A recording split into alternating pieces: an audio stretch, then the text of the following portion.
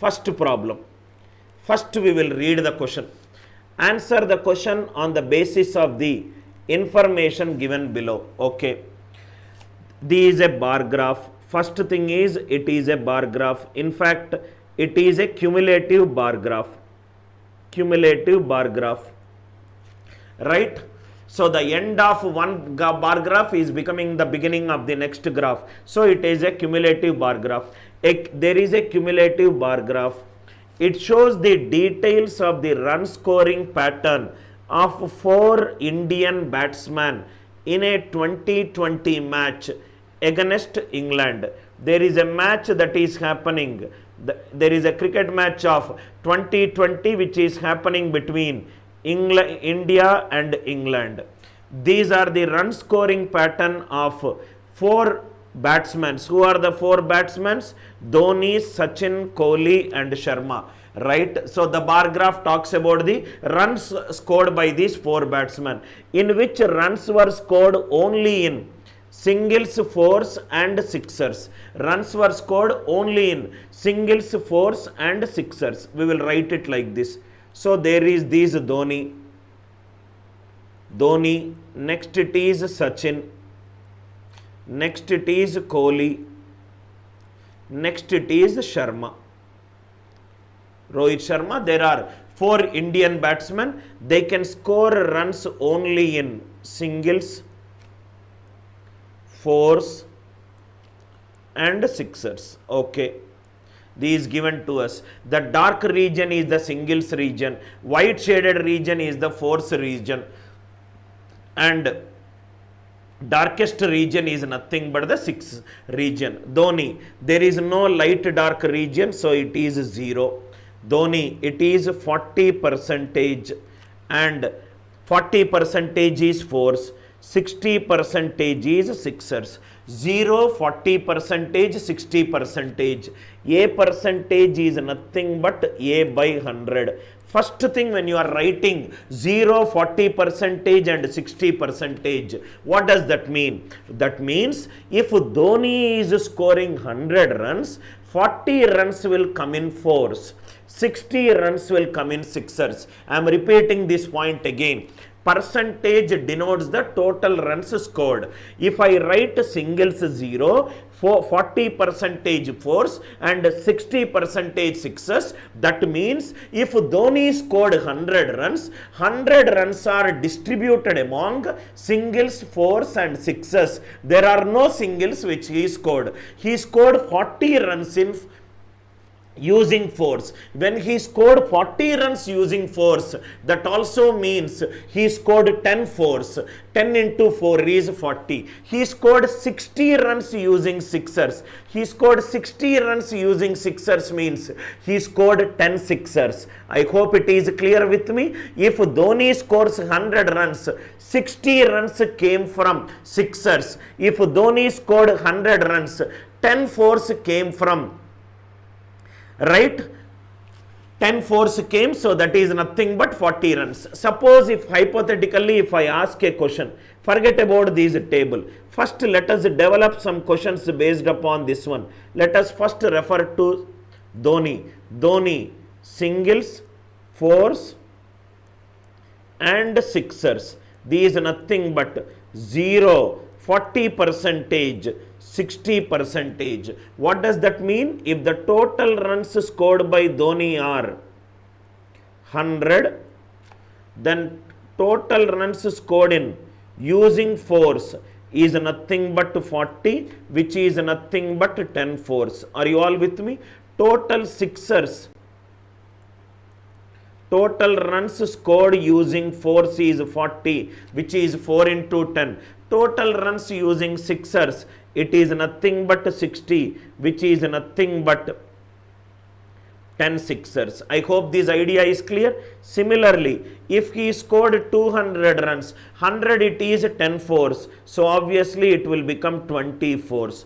10 sixers for 100, 200 it will become 20 sixers. Are you all with me? If it is 300 runs, 100 became 3. Number of fours multiplication factor will also become 3. 30 fours and 30 sixers.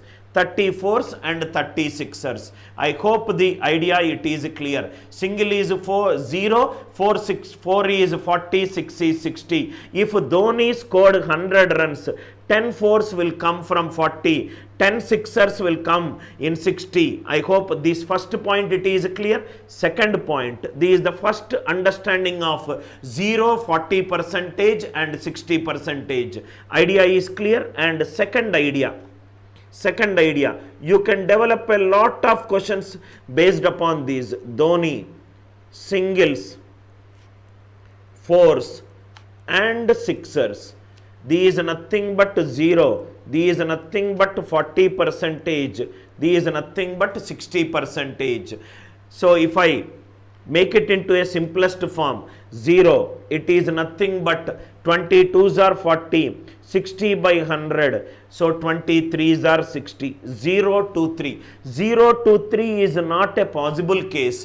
Why? Because can a person score 2 runs using 4s? Not possible. Can a person score 3 runs using 6ers? Not possible. So if I put a statement, what is the minimum runs scored by Dhoni? What is the minimum runs scored by Dhoni? Minimum runs scored by Dhoni. Minimum is nothing but the simplest form. Don't simplify it is 0, 20, 2s are 40, 23s are 60. Don't write it as 0, 2 and 3. 2 is incorrect. How can Dhoni score 2 runs using 4s? How can Dhoni score 3 runs using 6ers? So 5 is not the minimum score. What is the next? 0, 4 and 6. Can he score 4 runs using 4? Definitely yes, 1 4. Can he score 1 6 using 6? Yes. So what is the minimum runs scored by Dhoni? Minimum runs scored by Dhoni according to these cumulative bar graph is 10. I hope the idea it is clear. Why it is not 5? It cannot be 5. Why? Because he cannot score 2 runs using 4s. He cannot score 3 runs using 6ers. 0, 4 and 6. Minimum runs scored by Dhoni according to this cumulative bar graph is 10. I hope the idea is clear. Third key point learning from this question. Today in this class I will tell you an approach how the questions are developed from using write a bar graph and everything, or how I develop questions in my CAT mock papers. Right, you will get to hear the person who develops the mindset authority. Key point number 3. Dhoni, he can score runs in singles, he can score runs in 4s, he can score runs in 6ers. It is 0. This is nothing but 4. This is nothing but 6. Minimum runs scored by Dhoni in this match is nothing but 10. The next will be the multiple 0, 8, 12. If I multiply by 2 for 0, 4, 6, it will be 0, 8, 12. Are you all with me? So it is nothing but 20. Next multiple 0, 4 3s are 12, 6 3s are 18. 12 plus 18 is 30. Or in other words, according to this cumulative bar graph, Dhoni will always score runs in multiples of 10. Are you all with me? He cannot score runs in 12. 12 is not possible. 12 can be possible, but 6 into 2. 4 number of 4s and number of 6. There is a ratio that it needs to maintain. You cannot nullify 4 at 0 and you can make it as 6 2s are 12. It should be there in the ratio of 40 percentage and 60 percentage. Are you all with me? If the 4s are it is 40 percentage, it is 60. If it is 2, it is 3. If it is 4, it is 6. If it is 12, automatically it will become 8. He cannot score runs in multiples of 12. He cannot score runs in multiples of 8. Another important point, according to this bar graph, Dhoni will always score runs. Dhoni will always score runs in multiples of 10. I hope it is clear. Dhoni will always score runs in multiples of 10.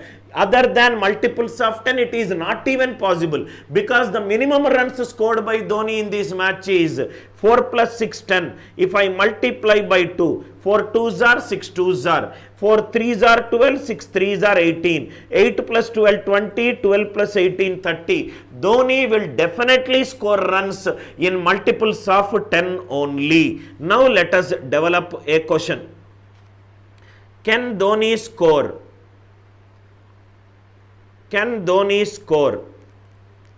32 runs based on the graph? Can Dhoni score 32 runs based on the graph? Definitely no. Answer is no. Why? Because Dhoni will always score runs in multiples of 10. Answer should be in multiples of 10. Next question. How many fours Dhoni scores if total score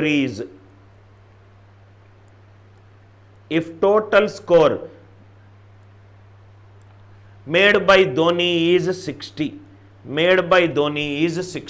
What is that we discussed? Dhoni, according to this bar graph, he is only scoring runs in singles, fours and sixers. So these 0, these 4 and these 6. Minimum runs is 4 plus 6 is nothing but 10. I want 60. So into 6, which is 36, which is 24. 0 into 6 is 6. He scored 24 runs using fours. 24 runs he scored using fours. So how many fours he scored? He scored 6 fours. I hope this is clear and this is also clear. So what we found out? First thing we found out the definition of 40% and 60% in this question. Second thing we found out what is the minimum runs scored by Dhoni in this match. Third thing we found out what is the form of the number of runs Dhoni can score according to this cumulative bar graph. Fourth thing what we found out, how can he score any runs other than multiples of 10? Answer is 0. If he scores in multiples of 10, how many fours he can score? How many sixers he can score? I hope the idea is clear. Then also we will do it for Sachin. Then again we will do it for Sachin, so that it will be extremely clear to you. My only role is to multiply your thinking ability by developing as many questions as possible. So always these 4 players score runs in singles, fours and sixers. Singles it is 40%, fours it is 24%, six it is 36%. Again I am going to explain you the definition of percentage in this question. The meaning of this question is, if Sachin scores 100 runs, singles he will score 40 runs, which is nothing but 40 into 1.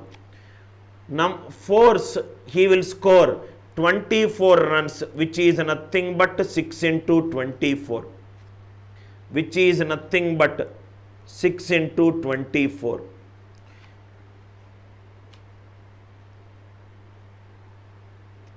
Sixers he will score 36 runs, which is nothing but 6 into sixer. So if Sachin scores 100 runs, how many fours he can score? 6 fours he can score. Suppose if he scores 200 runs, automatically everything will be multiplied by 2. 100 into 2 is 200. So it will be 40 into 1 into 2. It will be 6 into 4 into 2. It will be 6 into 6 into 2. So he will score 12 fours, he will score 12 sixers, he will score 80 fours. So depending upon the multiple, the multiplication factor will be applicable for singles, fours and sixers. I hope it is clear. So we have understood the definition of percentage. Next one, Sachin is scoring runs in singles, fours and sixers. Singles it is 40%, it is 24%, It is 36 percentage. Let us see the minimum runs scored. Minimum means we have to simplify it till the lowest value. 2 20s are 40, 2 12s are 24, 2 18s are 36. If I further simplify, 2 10s are 20, 2 6s are 12, 2 9s are 18. Can he score 9 runs using sixers? No, it is not possible. So minimum runs scored by Sachin according to this graph is 20, 12, 80, which is nothing but 50 runs. The minimum runs scored by Sachin, minimum runs scored by Sachin, minimum runs scored by Sachin according to this graph is 50 runs, or in other words, he can always score runs in multiples of 50 only. He cannot score 131 runs. He cannot score 202 runs. Sachin will always score runs in multiples of 50. Why you got multiples of 50? Lowest is 50. Next number is nothing but if I do into 2. 20 plus 12 plus 18, 50, 50 into 1200, 40, 24, 36. If I do into 3, 50 into 3, 150. Sachin's minimum runs scored is 50 and always he will score runs in multiples of 50. I hope the point is clear. What we did for Dhoni, the same similarity, I am extending it to Sachin, Kohli and Sharma. So another few questions. After few, it is like a number system. Once you understand the root cause of the problem, all the models you understand, this LRDI will be a cakewalk for you. Question. Can Sachin score 72 runs in this match? Can Sachin score 72 runs in this match? Answer is no, because he will always score runs in multiples of 50. I hope the idea is clear. How many sixers Sachin scored? If he scored 150 runs. If he scored 150 runs. So based upon the minimum value, you can keep on taking it. So single cities, next it is fours, next it is sixers. We got 20, 12 and 18, which is for 50. 50 we got 18 runs. Don't write 18. Don't write it as 54, that is a mistake. He scored 18 runs using sixers. That means he scored 3 sixers. 150 means it is a triple. So it is into 3. So it is nothing but 9. I hope it is clear. So if I take it into 3 means 23s are 60, 33s are 12 3s are 36 and it is nothing but 54. He scored 54 runs which came in sixers. So answer for this question is 9 sixers. I hope the idea is extremely clear to you. Dhoni, whatever we did for Dhoni, I did it for Sachin. Now similarly, I will do it for Kohli and Sharma. Let us do it like this. Kohli.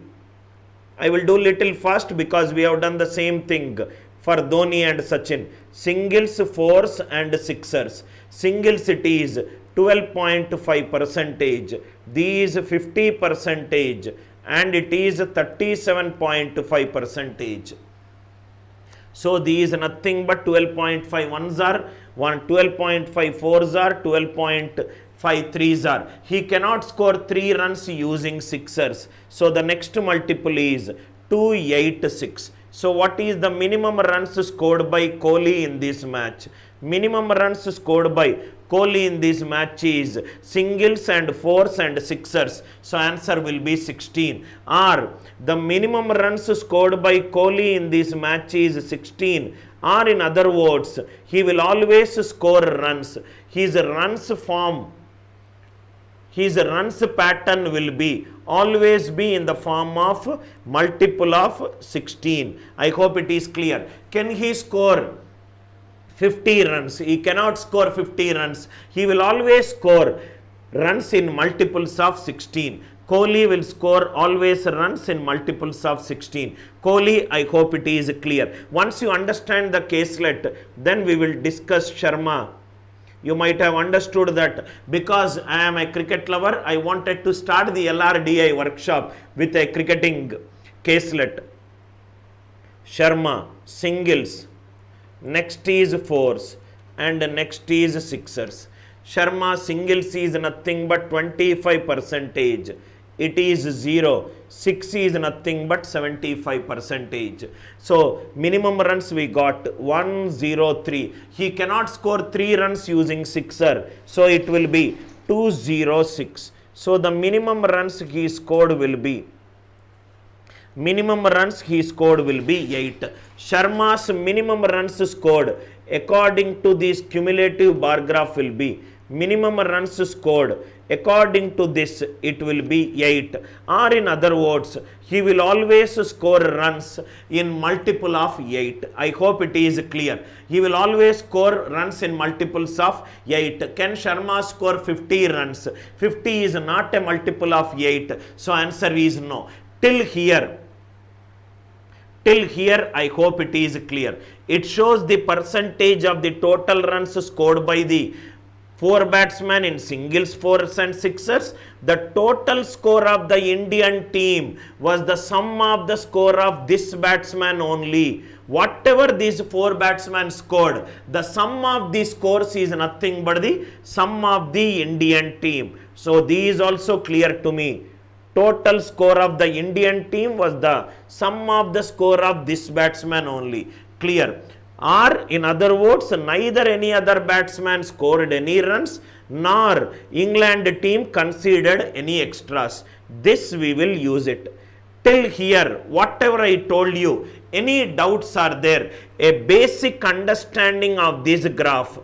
What all the things that can be derived from this graph? I hope it is clear to you. If it is clear to you, kindly reply in the live chat so that I can get into a problem solving. I am not interested in solving problems. I am interested in telling you the psychology of the person who is developing this caselet. Having developed so many caselets, what is there in my mind? How the DI caselets are developed? I am going to show it to you. Kindly reply in the live chat if it is clear to you. Everybody kindly reply till here if it is clear to you. Then we will get into a problem solving.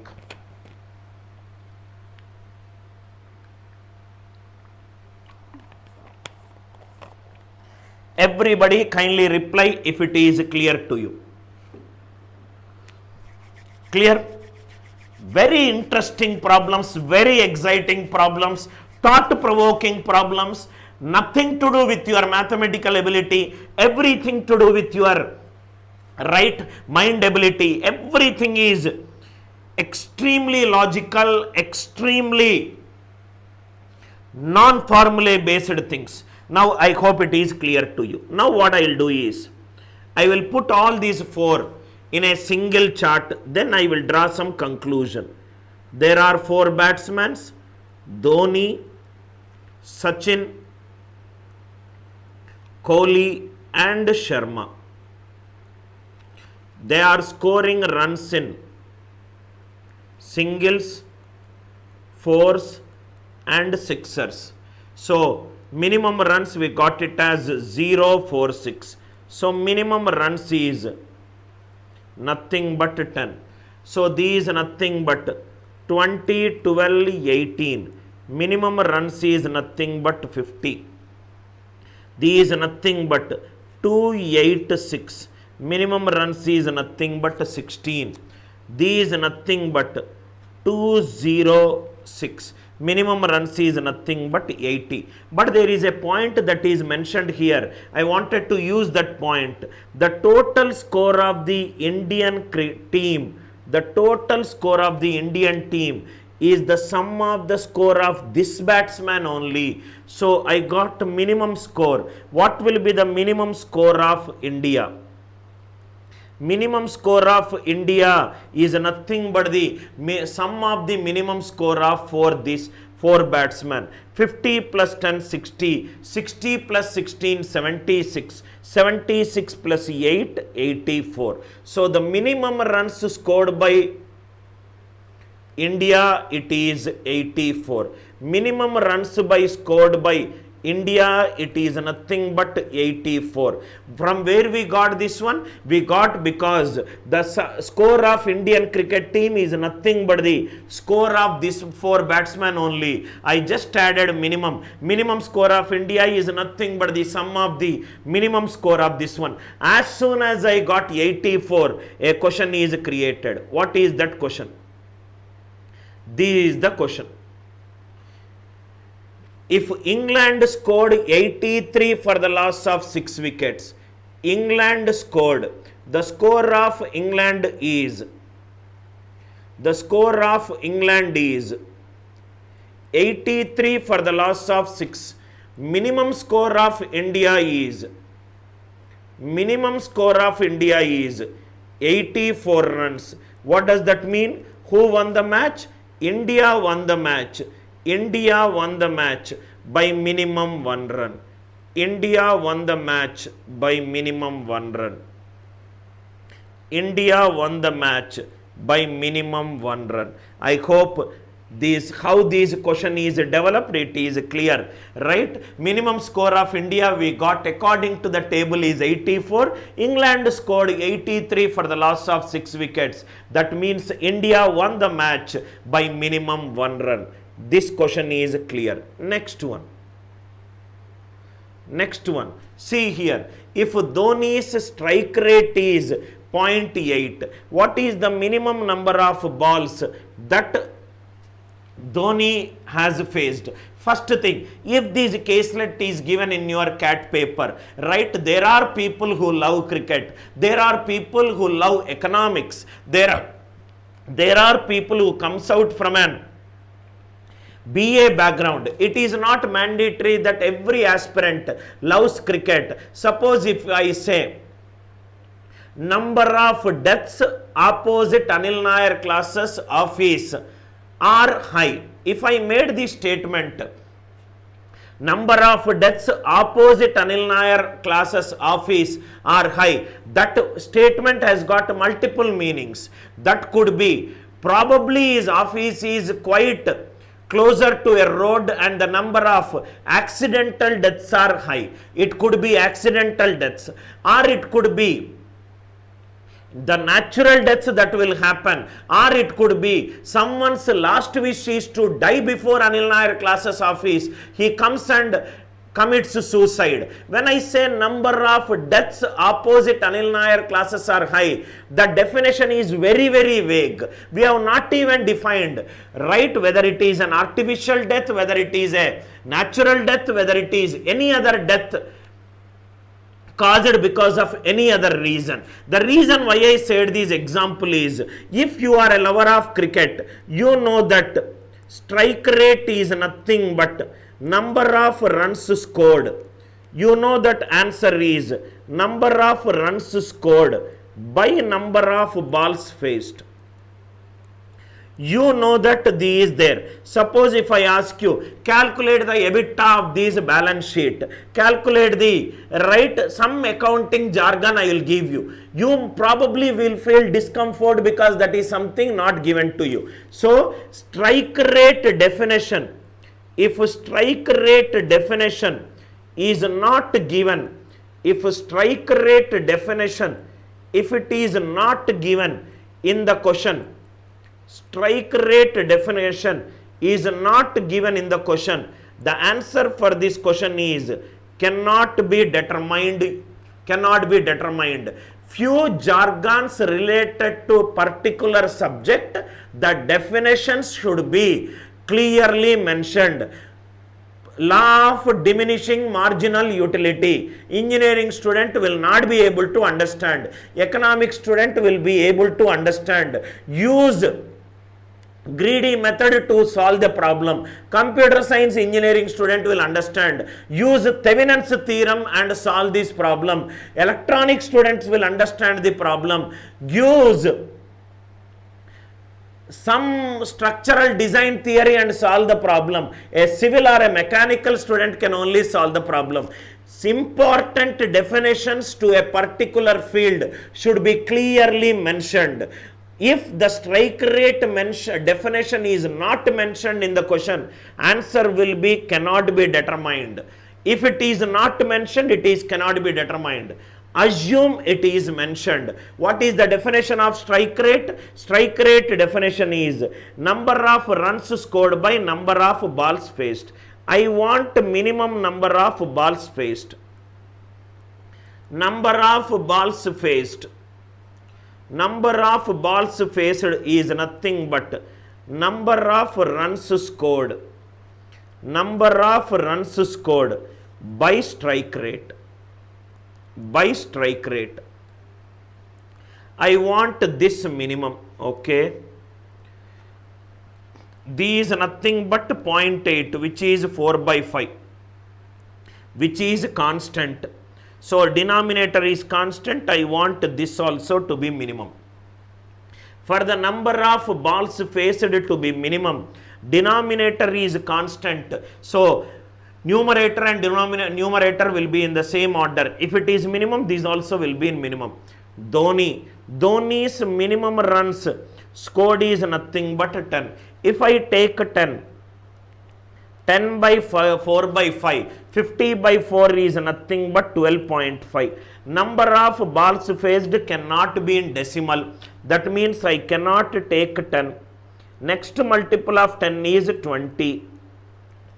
20 by 4 by 5, 100 by 4, it is nothing but 25. So what is the minimum number of balls that Dhoni has faced to get a strike rate of 0.8? He should face 25 balls. I hope this question is extremely clear to you. Again I am repeating, if the strike rate definition is number of runs scored by number of balls faced. Number of balls faced is nothing but number of runs scored by strike rate. If the number of balls faced will be minimum, if this is minimum, this is constant, number of runs scored will be minimum. Number of runs scored is 10. 10 by 4 by 5, 50 by 4 is 12.5. Number of balls faced will always be in integer. 12.5 is not possible. So I took the next multiple of 10, which is 20. I hope the idea is clear. Rambabu, I hope the idea it is clear. Kindly reply in the live chat if these two questions are clear to you. Not at all interested in taking a caselet and solving it. Interested in making a student learn that ability to develop DI caselets. So I hope it is clear to you. Next one, some more questions which we will solve. How much Sharma? Now there are 4 people: Dhoni, Sachin, Kohli and Sharma. What is the minimum runs that we got? It is 20, these 50, these nothing but 16, these nothing but 8, these nothing but 8. Please see here, how much Sharma has scored in the match. Please do not tick mark 8 as the answer. These 8 is nothing but the minimum runs scored. We do not know the total score of India. We do not know the total score of India. We just know the minimum score of India. Suppose if you see here, if India scored 84 runs, Sharma has scored 8 runs. Suppose if I take any multiple of 8, let me take it as 6. 20, 50, 60, 76, 76 is 108. If India scored 108 runs, If India scored 108 runs, 108 runs, then Sharma scored 32 runs. If the score of India is changing, score of Sharma is also changing. But one thing we definitely know that Sharma is scoring runs in multiples of 8. Sharma is scoring runs in multiples of 8. But we do not know how much exact he scored. So answer for this question is cannot be determined uniquely. Why? Because we do not know the exact score of India. Depending upon the score of India, Sharma's score will change.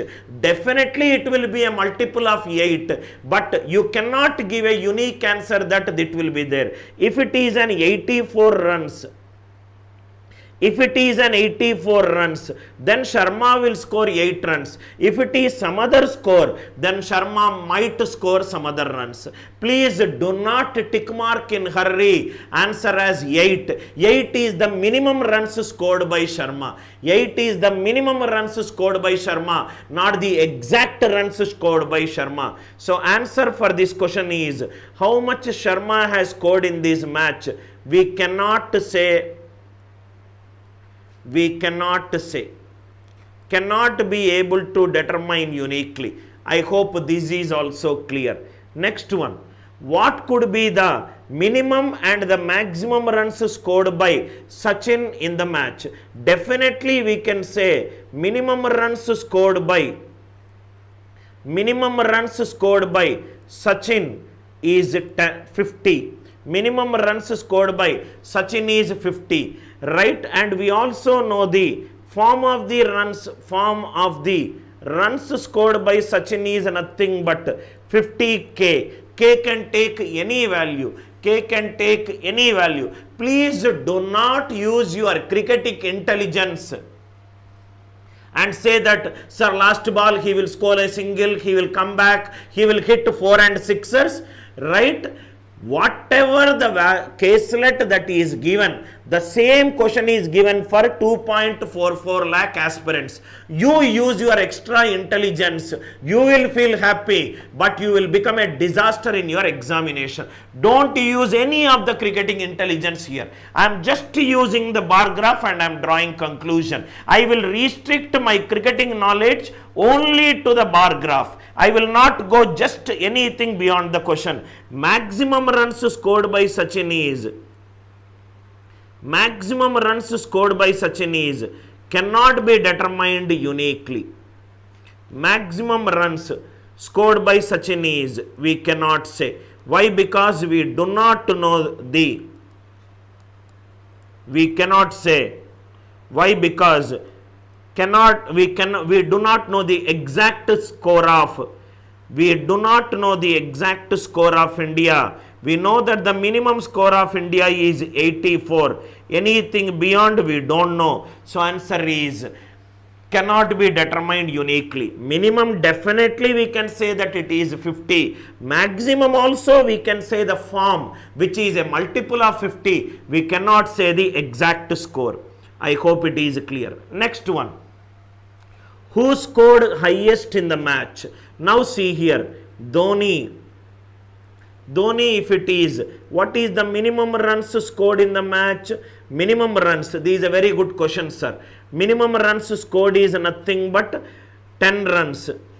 What is Sachin? Sachin is nothing but 50 runs.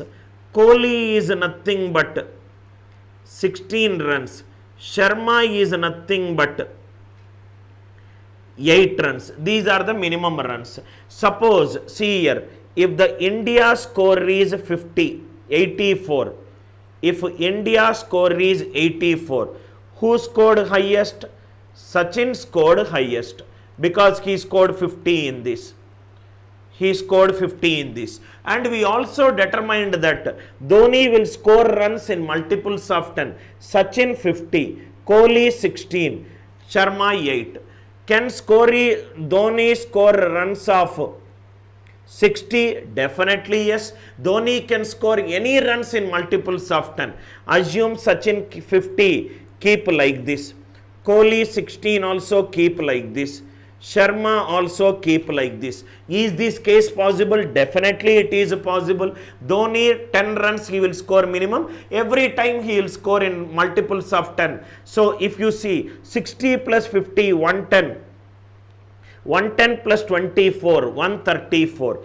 If India scores 134, who scored highest in this match? Dhoni scored highest in this match. Are you all with me? Suppose if the question is, suppose I will take another multiple of 8, 56 I will take. Is 56 multiple of 8? Yes. Remaining all I will keep it as it is. 60, 50 and 10. This is nothing but 56 plus 16, 72, 122, 132. That means if India scored 132, who scored highest in the match? Sharma scored highest in the match. So what is the conclusion that you are drawing? Who scored highest in the match? It is dependent on Indian team score. It is dependent on India's score. It is dependent on the score of India. It is dependent on the score of India. Because we do not know the score of India, again for this answer is cannot be determined uniquely. Again answer for this question is cannot be determined uniquely. Absolute clarity. After some days in the CAT crash course which I am going to start from June 1st, I am going to discuss a lot of case studies. Every class will enhance your confidence level on this topic. After some days you will feel like, yes, I am moving in the right direction. I think I can crack CAT examination and make into IIMs. First time only you should get into it, and that kind of effort you should be able to make it, and that kind of knowledge I am ready to give it. Interested students who are preparing for CAT, right, you can join for the CAT crash course which is starting from June 1st. The details are present in the video description which I uploaded today. If you see our channel, you will find it. Idea clear, right? Next question. What are the scores India can have in the match between 100 and 150? I will just give you an idea to solve this question. Dhoni minimum score is 10 runs. Dhoni minimum score is 10 runs. Sachin minimum score is 50 runs. Kohli minimum score is 16 runs. Sharma minimum score is 8 runs. So the minimum score of India is 84 runs. This is an even number, even number, even number, even number. So even plus even, even plus even, even. Everything will be even. So what are the scores India can have in the match between 100 to 150? Odd values are not possible.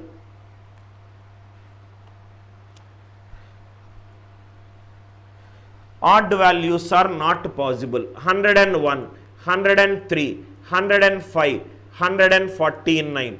These values are not possible.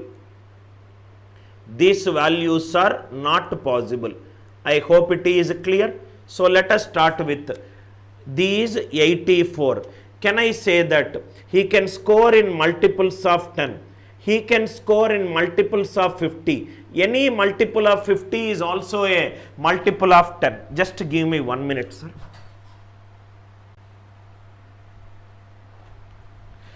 He don't need to do it.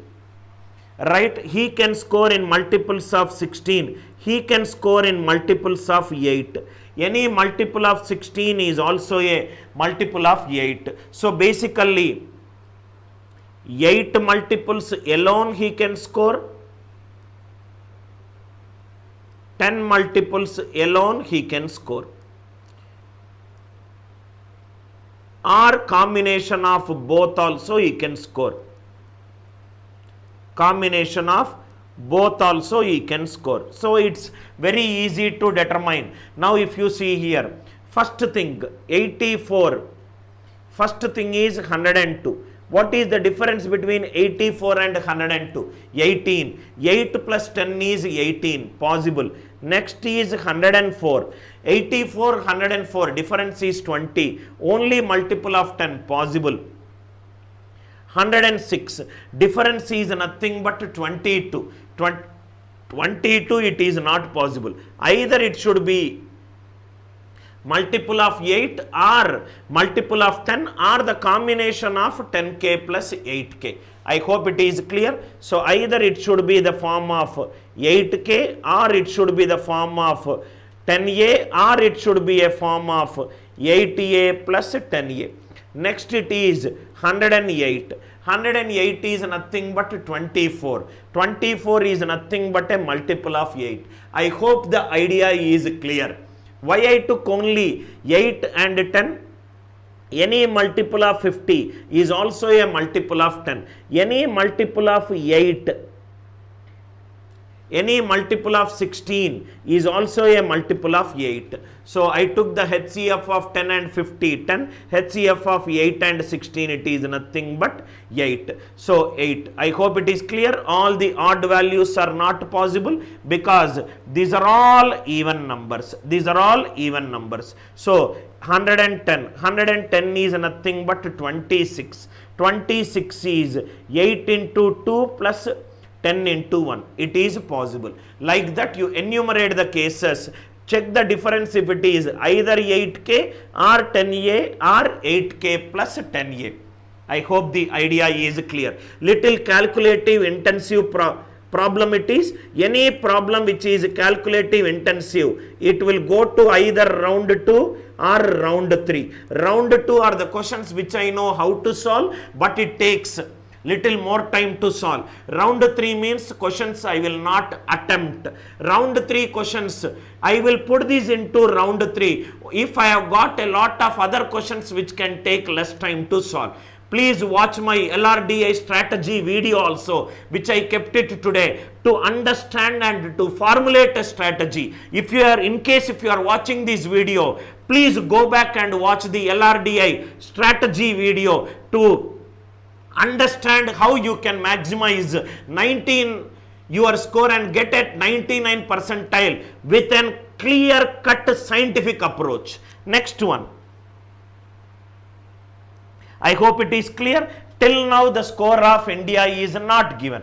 Now let us see. Rajat, we will do your doubt also. I know what are all the doubts a student can get it. So I prepared questions based upon this. Good that you asked a question and the question is a part of this one. Now see here. If the total runs scored by India was 150, who has hit the maximum number of sixers?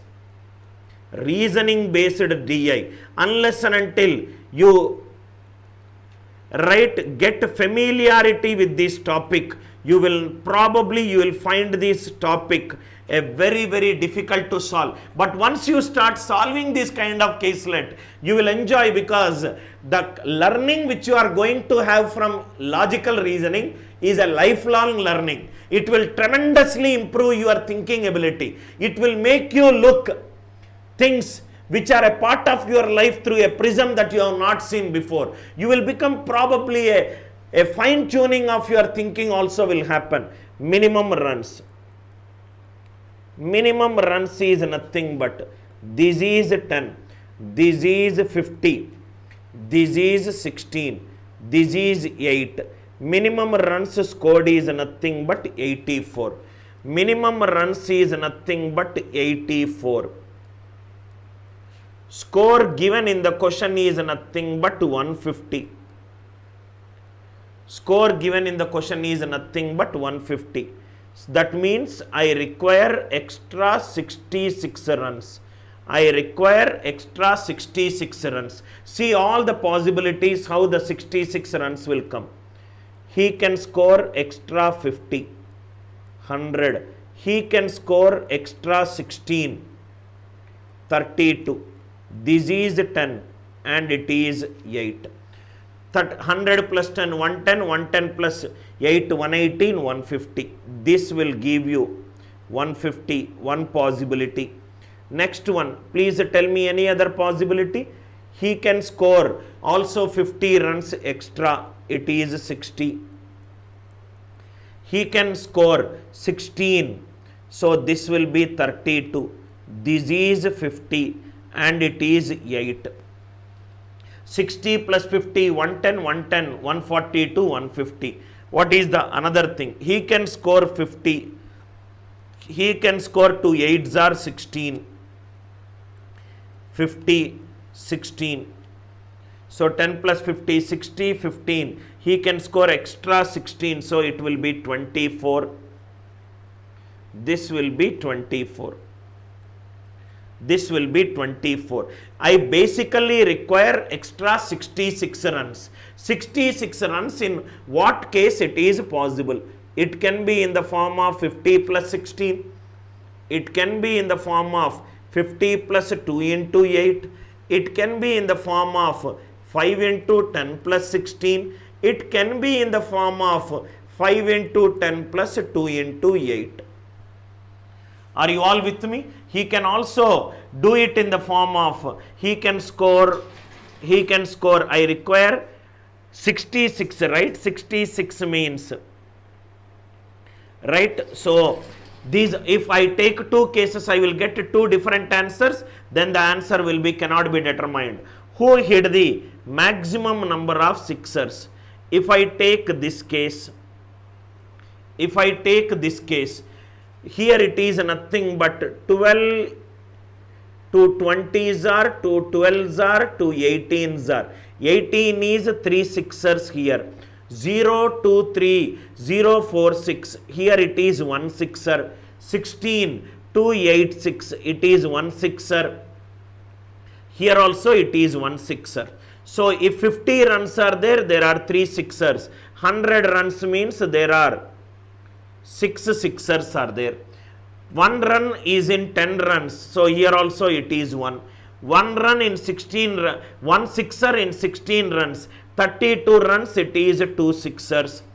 8 runs, 1 sixer, so it is 1. If I take this one, Sachin seems to be scoring highest number of sixers. In 10 runs, there is 1 sixer. In 60 runs, there will be 6 sixers. 50 runs, there are 3 sixers. In 16, there is 1 sixer. 32, there will be 2 sixers. 8 runs, there is 1 sixer. Here also it is 1. So 2 are enough for us to understand that I am getting 2 different answers. If you observe carefully, this case is giving you 100 runs, 2 sixer. 1 is Sachin I am getting, but this case is also giving me 60 runs, which is contributing from 10 into 6. In 10 runs, there is 1 sixer. So there will be Dhoni. Answer I am getting it as Sachin or Dhoni. So answer for this question is cannot be determined uniquely. Cannot be determined uniquely. I hope the logic is clear. What is that? I did it. Step number 1. Minimum runs scored by India is 84. According to the question, I need 150. Extra 66 runs I require. I took the cases where the extra 66 runs can be scored.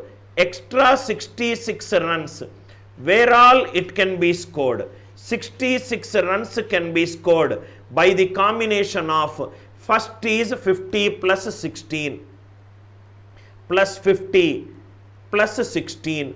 This is one combination. I hope it is clear.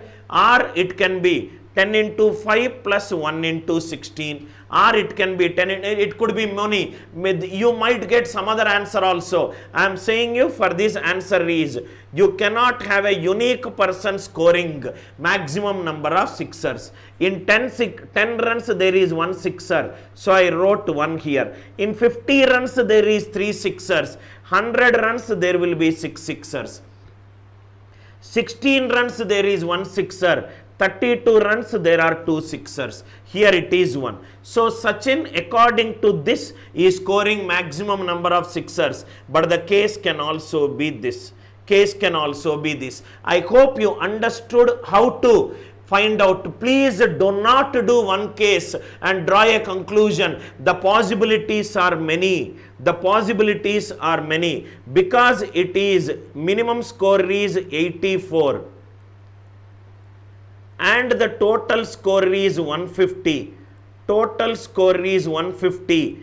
Extra difference is 66.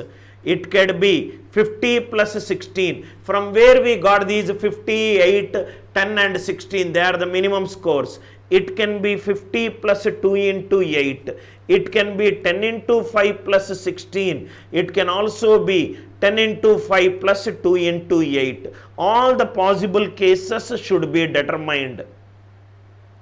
All the possible cases should be determined. I hope the idea it is clear. All the possible cases should be determined. We will do one more question, then this concept will be extremely clear to you. I hope the idea is completely clear to you. Now we will do for one more similar question so that you will understand it. I hope the idea is clear. Let us remove the question. Let us replace this 150 with some other number we will take. Let me take 102. 102. Who hid the maximum number of fours? Let us calculate. Who hid the maximum number of fours? Let us calculate. Now see here. Dhoni. Dhoni, it is nothing but Dhoni. Minimum runs. Minimum runs is nothing but 10 runs. Sachin. Minimum runs is nothing but 50 runs. Kohli, minimum runs is nothing but 16 runs. Sharma, minimum runs is nothing but 103, 206, 8. Minimum runs of scored by India is 84, but I require 102. So extra required score is 102. So extra how much I require? 18 I require. 18 what could be the combination? 18. Anyway 50 multiple I will not get. 16 I will not get. Only one case it is possible. It is plus 10 and plus 8. This is 20. It is 15. This is 16 and it is also 16. 20, 50, 16, 16. Who hit the maximum number of fours? In 10 runs, 0, 2, 3, there is 1 4. It is nothing but 20, 12, 18. 20 is nothing but, it contains 3 fours. It is nothing but 2, 8, 6. 8 runs means it contains 2 fours. It contains 0 fours. So extra means here I will get 2 fours. Here it will be 3. Here it will be 2. Here it will be 0. Only one case I am getting it. So answer for this question is, who scored the maximum number of fours? If the total score of India was 102, 18. I hope the idea is crystal clear to you. Kindly reply in the live chat if the idea is crystal clear to you.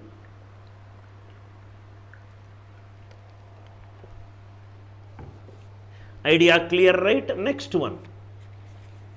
Idea clear? Next one. Right? Next question we will solve. If the total runs scored by India was 134, already I think this you can score, do it right. Minimum score of India was 84, but I want 134. Extra 60 runs I want. Extra 60 runs I want. So how do you get extra 60 runs? Possibilities I am writing. 50 plus 10. It is nothing but 6 into 10. Are you all with me? 8 into 5 plus 40 plus 2 into 10. 3 cases I wrote it. If there is any other case, you calculate it. I hope the idea is clear. Next one. This question also we solved it. England scored 83 for the loss of 6 wickets. I hope only on one caselet, we have absolutely understood all the varieties of questions that can be formed because of this. How the questions are developed. Only because I want you to understand it thoroughly. Probably 9:30 to 10:41. Almost 70 minutes on a single caselet explaining you in detail every possibility how the questions can be developed. I hope it is clear. Can I go to the second question? Kindly reply. I hope it is very clear to each one of you. Now, second question. Reasoning based problems. These are nothing but a crypt arithmetic problem. We have to give value to the variables. Crypt arithmetic related problems.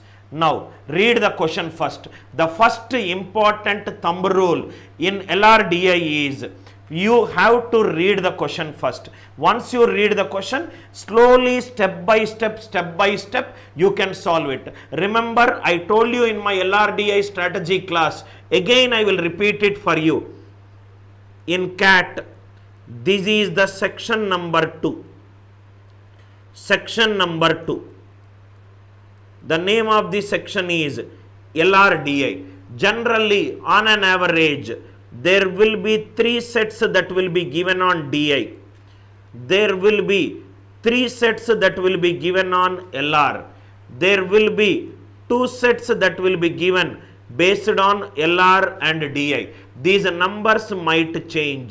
Some might increase, some might decrease. Total 8 sets are there. On an average, set will have 4 questions. That means totally 32 questions will be given in section number 2. The time allotted is 60 minutes. To get 99 plus percentile in section number 2, you have to just attempt greater than 50% of the questions with all right.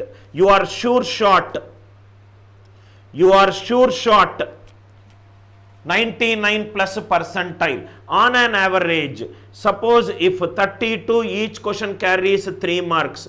Out of 96 marks,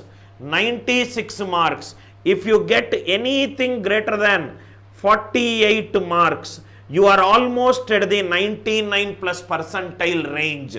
That means there is no question of speed here. Even if you solve 50 questions means 16 questions. 16 questions means 4 caselets you have to solve. 4 caselets out of 8 caselet. Aram se, slowly, steadily, each caselet, even if you take 15 minutes to solve, right, you will get 99 plus percentile. Idiots are those who solve it without knowing the science behind the percentiles and the secret of cracking the exams in the first attempt. They are the people who solve it from question number 1.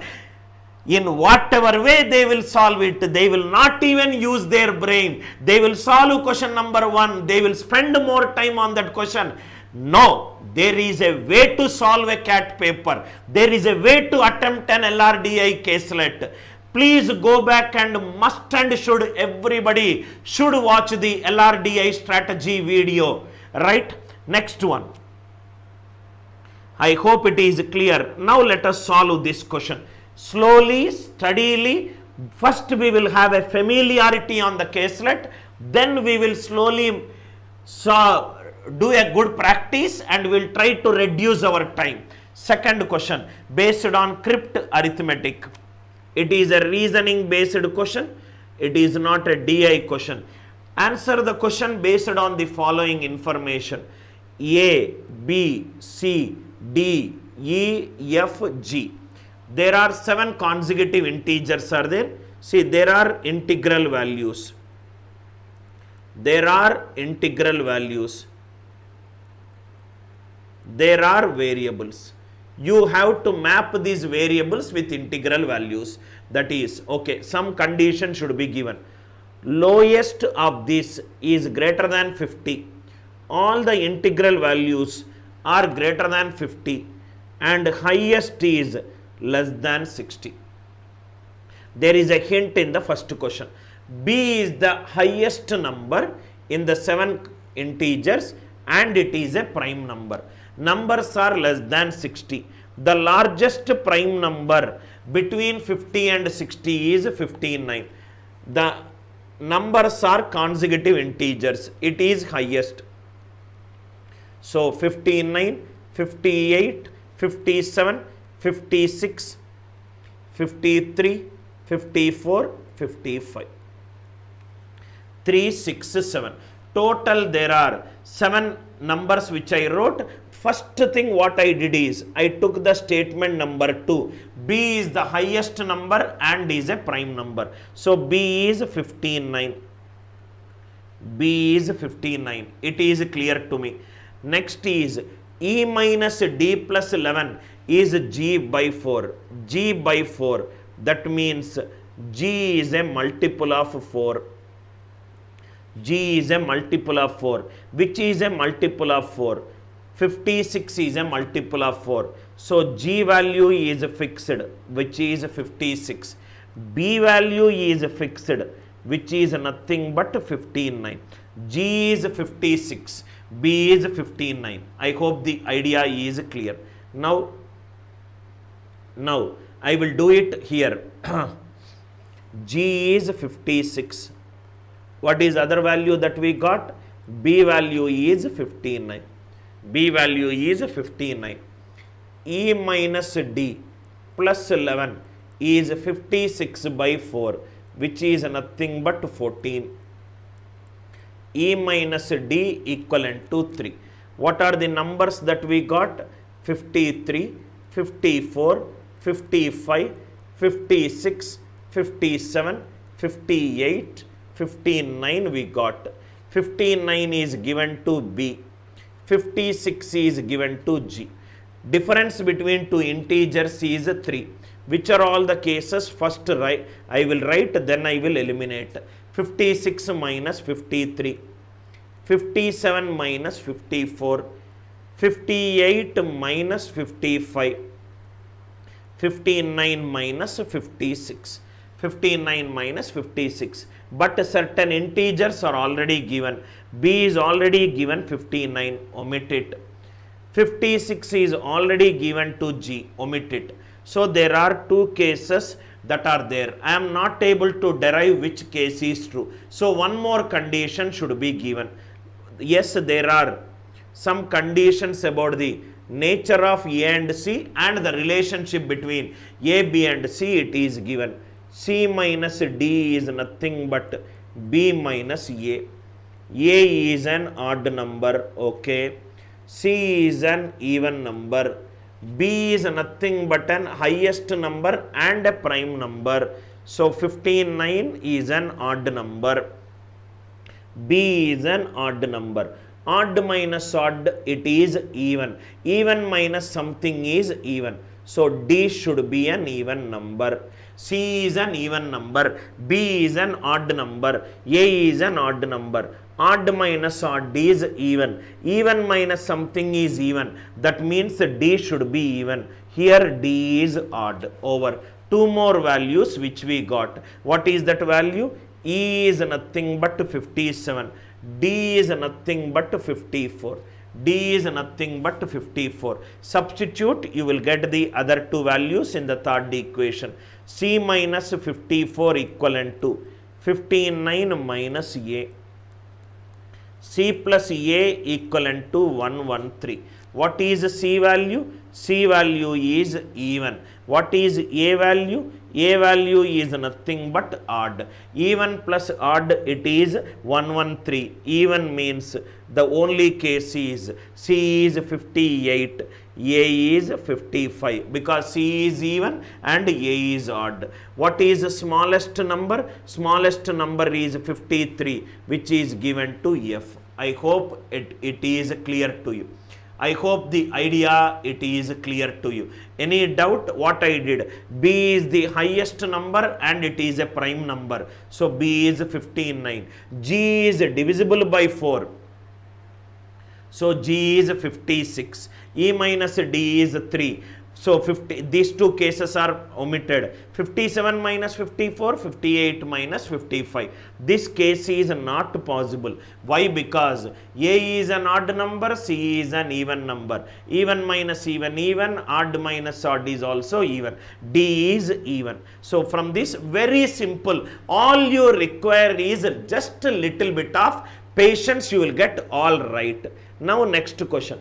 The number C denotes 58, because what we got? 53, 54, 55, 56, 57, 58 and 59. What are the values that we got? This is F, this is D, this is nothing but A, I think.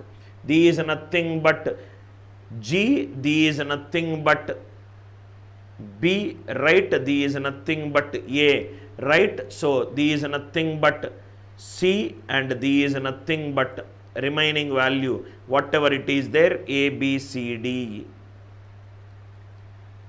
E minus D. I hope it is clear. Next one. What is the next question? E minus A. E minus A is 57 minus 55. It is 2.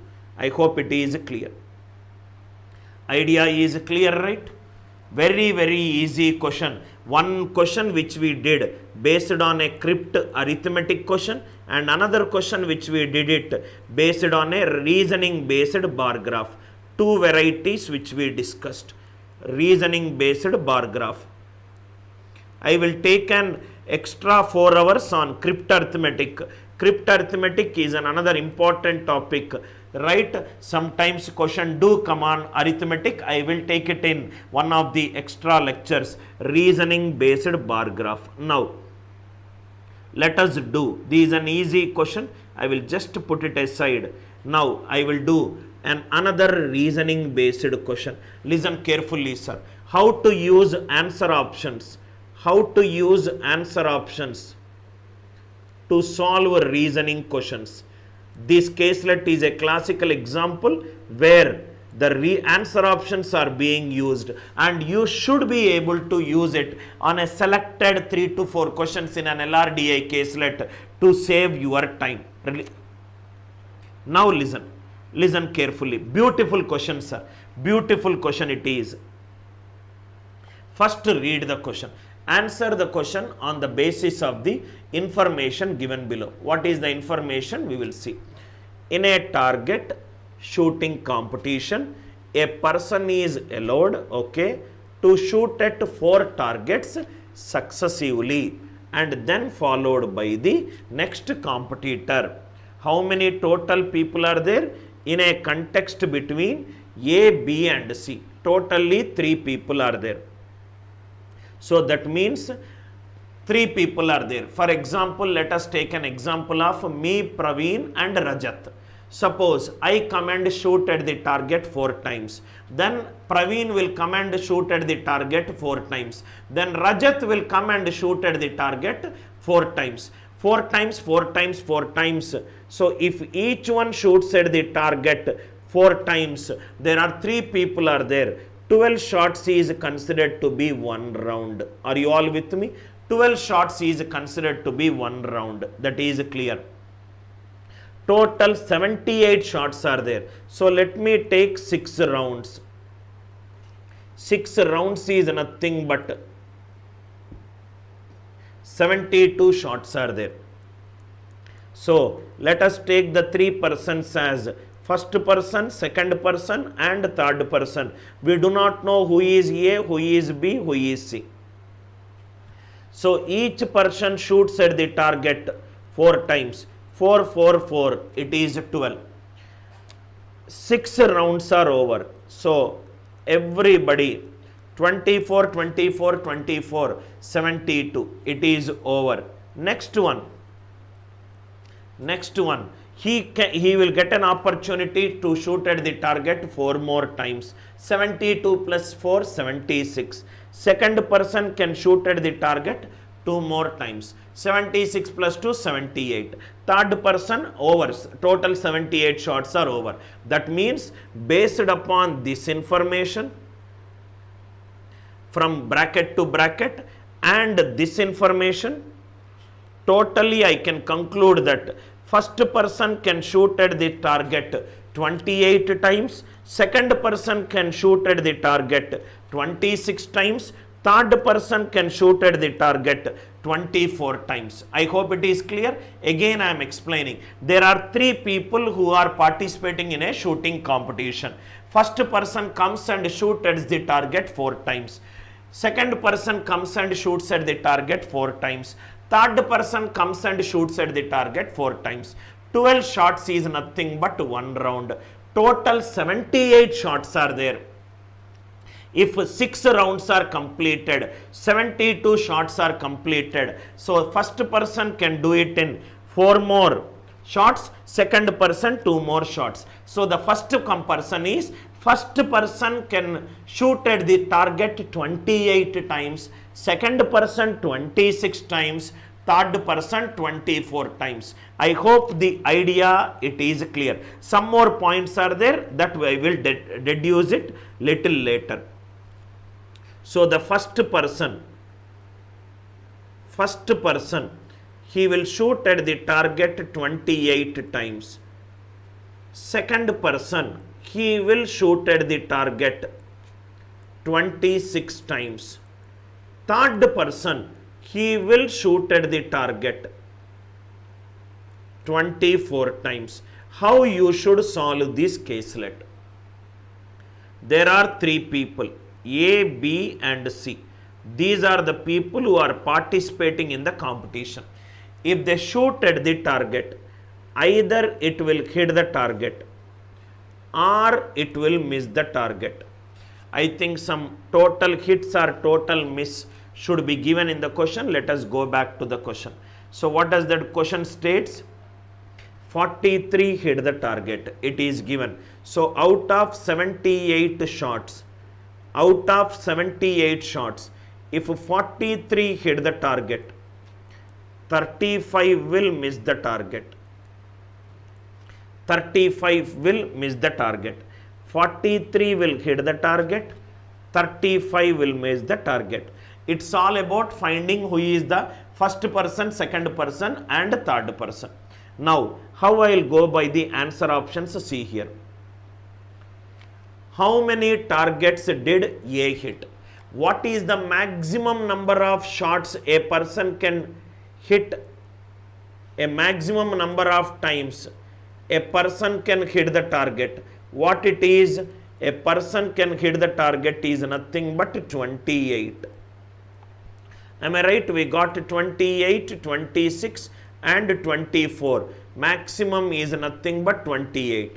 First option is 42. For your information, it's a cat replica question. First option not possible. 34, it is not possible. 17, 14 cannot be determined. It is also possible. Now see here. What am I doing? I am assuming that 17 is the right answer. Listen carefully, sir. How am I doing it? If 17 is the right answer, write answers through assumptions. Answers through assumption, making it into a fact. Answer through assumption to fact method. Answers through assumptions to fact method. 17 hit the target. If A is the first person, how many times it is? 28 times. If 17 hits the target, how many miss it will have? 11 miss will have. Total how many miss the target? 35. If it is 11, how much it will be remaining? Remaining is nothing but 24. Are you all with me? Now we have to go and read the question. If a target is hit, the shooter is awarded 2 points. If he misses the target, others are awarded 1 point each. That means I will get 2 points if I hit the target. If my competitor miss the target, I will get that point. Are you all with me? So I will earn not only because of my merit, I will also earn because of my demerit, competitor's demerit.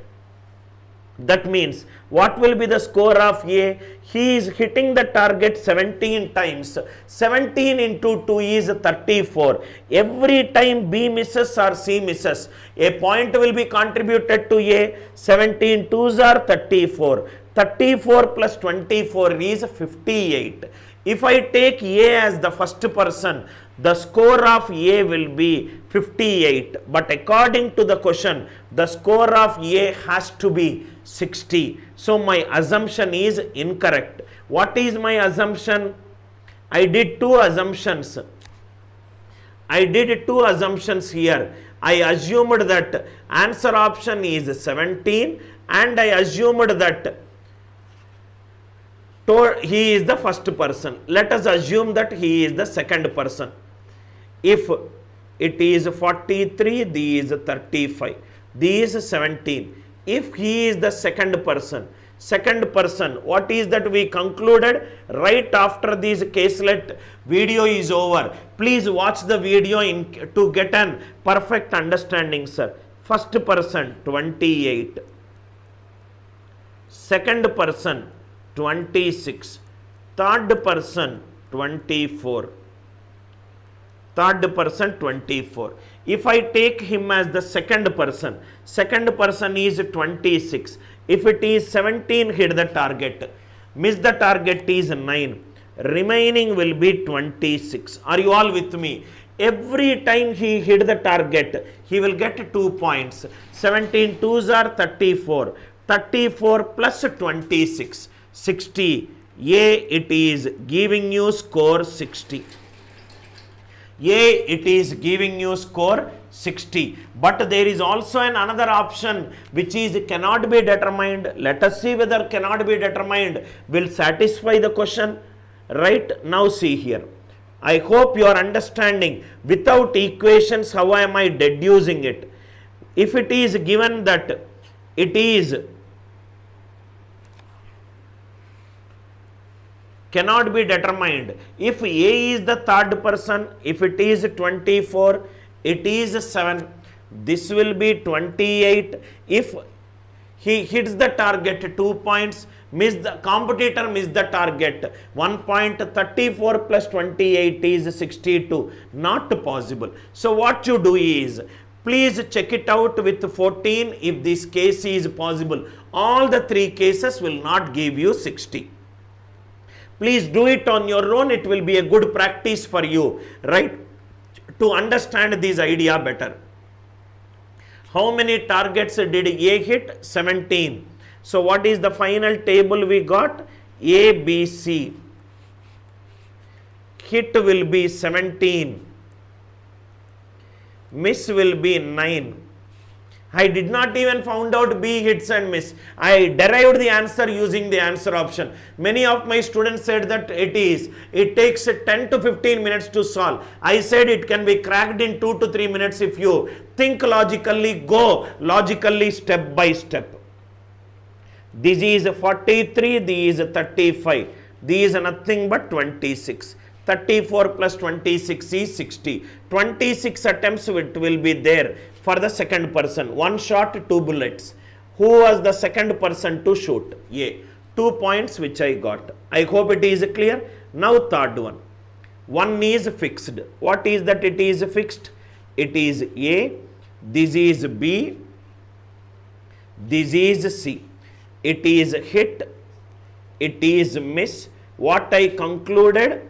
It is the second person. What is the basic conclusion that I have drawn? First person, it is 28 shots. Second person, first person is not giving me the answer. So I went to the second person. Second person is 26 and third person is 24. Third person is 24. So if it is 17, I took miss as 9. So total hits is 43, these 35, remaining will be 26, 34 plus 26, it is satisfying 60. So A is giving you 60, that is how we solved. How many targets did B miss? Now see here. If B is missing 6, B can be first person or third person. First person it is 28. So it will be 22. Total 35. 15 means it will be 20. What will be the score of B? 2 into 22. 44. 44 plus 29. 44 plus 29 is 73. What is the score of B according to the question? Score of B is 53 I should get. I should get 53. So this case is not possible. 22 is not possible. What is the other case that is possible? Either it can be first person or third person. Third person is 24. 24 means it is 18. So what is the score of B? 2 18s are 36. 36 plus 29 is 65. For us, the condition that should satisfy is net score of B should be 53. That means 6 is not giving me the answer. Go to the second option. Very beautiful way of solving, sir. Go to the second option. Through answer options, how we can score. B misses nothing but 10. If it is 10, if I assume B as the third person means 24. So this will be 14. If it is 19, this will be 16. What is the score of B? Every time he hit the target, he will get 2 points. Competitors, if they miss the target, he will get 28 plus 25 is 53. 53 is satisfying the answer. Let us see whether C is resulting in the first person. Then the answer will be unique answer. First person is 28. So it will be 12. What is the score of C? It is nothing but 2 into 12 plus 9 plus 10. So 24 plus 19, which is nothing but 43. Which is nothing but 43. Score of C is also given as 43. Every question can be solved by taking the answer options and plugging in the table. Plug it in the table. Take the answer options and plug it in the table. So how many targets did B miss? B missed it is nothing but 10. No variable used in the question. Only smarter approach of using the answer option it is there. Nandavaram, please watch this video again. I am going to make this video public so that you can watch the video again and understand it on your own. I hope it is clear. Beautiful caselet where I solved by using answer options. After the class is over, please watch it, write again wherever you are struck with it so that you will understand the class effectively. With more and more listening to my classes, an inheritance will happen. The way I am solving the question, it will become a part of you. Once more and more logics, you start understanding, your mind efficiency will increase. I want to give a confidence in you that you can crack CAT in the first attempt, not only in terms of sharing the video content, but also helping you in terms of telling you how you should attempt a test, and also giving you the necessary motivation for the enrolled students. Batch is starting from June 1st. Don't forget the day and don't delay your preparation. Always the successful people are the people. The small difference between successful and an unsuccessful person is successful person works today to take care of tomorrow. Unsuccessful person reaches tomorrow and worries about yesterday. This is the thin difference.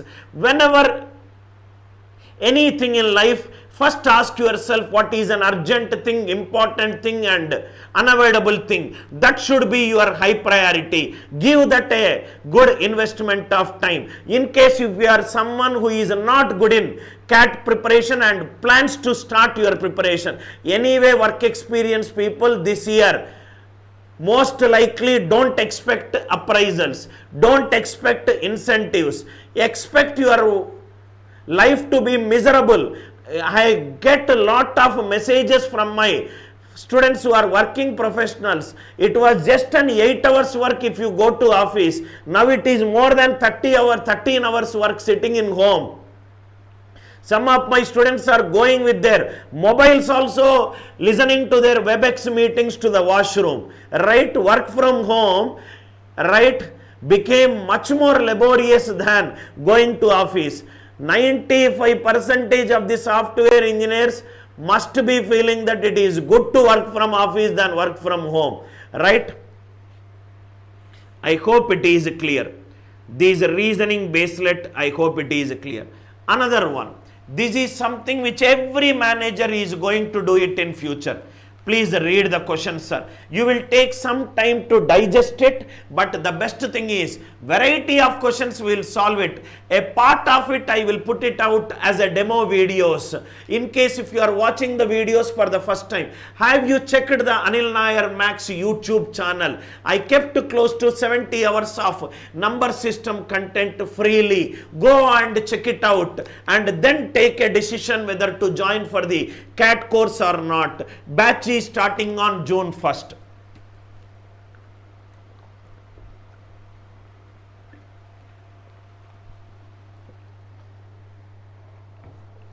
Read the question, sir. Another classic case study based problem, favorites for the CAT and the XAT paper. Project management related problems.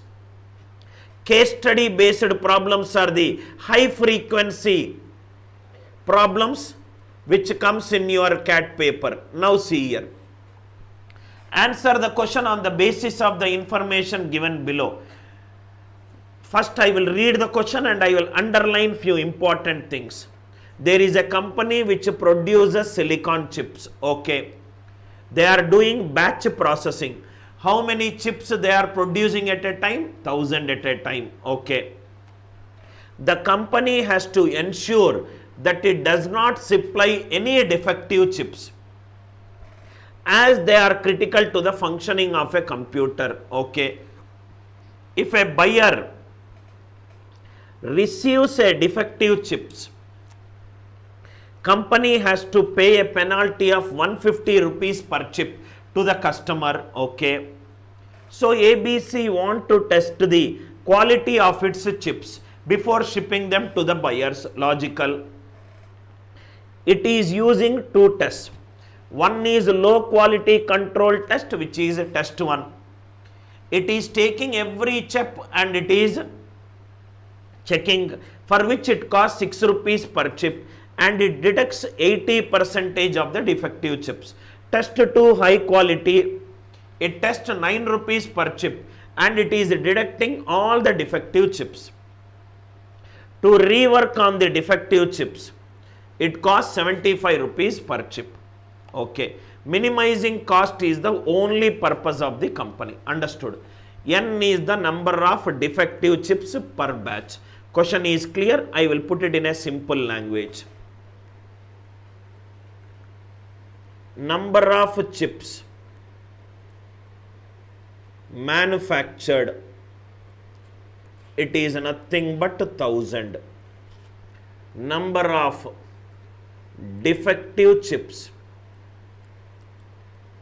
number of defective chips is N. I will remove these chips. I will put it a simple example. Number of books xeroxed in Anil Nair classes, let it be 1000. Right? A customer ordered from Maharashtra, sir, please send me your books. I did not kept any junior to check whether all the pages are printed properly or not. I have not done any test. Number of defective books N reached the customer. Customer opened the book and there are white pages. He should Anil Nair classes with 150 rupees per every defective book. So 150 yen will be the cost if I do not do any test, no test. Next, test number 1. So what I decided is, I kept one person to check whether, right, any books are there. So what is his purpose? What he will do is, he will open a book and he will check whether all the pages are printed properly or not. To check whether all the pages are printed properly or not, he takes 6 rupees for every book. Am I right? 6 only, right? Test 1. Yes. 6 only. He is a junior person, right? So he opens a book and he checks whether all the pages are printed. 1000 books, 1000 into 6. Because he is a junior, he identifies only 80% of the defective chips. 80% of yen. He opened the book, there are white pages, he kept it there. And Anil Nair has sent the book again for the Xerox. For doing the rework, how much it will cost? It will cost 75 rupees. These are the 80% of the defective chips identified within the system, which went for rework, which will cost 75. 20% are not identified by the test engineer. It reaches the customer. If it reaches the customer will sue for a penalty of 150 rupees. I hope it is clear. So what I did is, I kept an experienced engineer in the system. Because he is experienced, he will charge 9 rupees to check whether the books are printed properly with no empty pages. Because he is experienced, what he will do? Test 2 cost 9 rupees per chip and can deduct all defective chips. He can deduct all defective chips. 100% of the defective chips are identified. So reworking, it will cost 75. So no test, the equation will be 150 yen. And this equation will be these 6000 plus 80% is 4 by 5, which is nothing but 60 yen. These are nothing but 30 yen. These are nothing but 6000 plus 90 yen. These are nothing but 9000 plus 75 yen. These are the 3 values which we got. Depending upon the value of yen, whichever gives you the minimal cost, that we have to choose. Should we go for it? Should we go for the junior person, or should we go for the senior person? It all depends upon the value of yen. What is right? This is the value of 1. Yet again Rajat is saying, suppose 80% of the books, suppose there is a book here. I will take an example. Suppose, assume that there is a book. I just checked whether all pages are printed. Pages are not printed. I called my Xerox vendor and said, please reprint this. To reprint this, it is costing 75. Reworking, I hope it is clear. Rajat, I hope it is clear. No test, test 1, test 2. Everything we will go only with data and facts.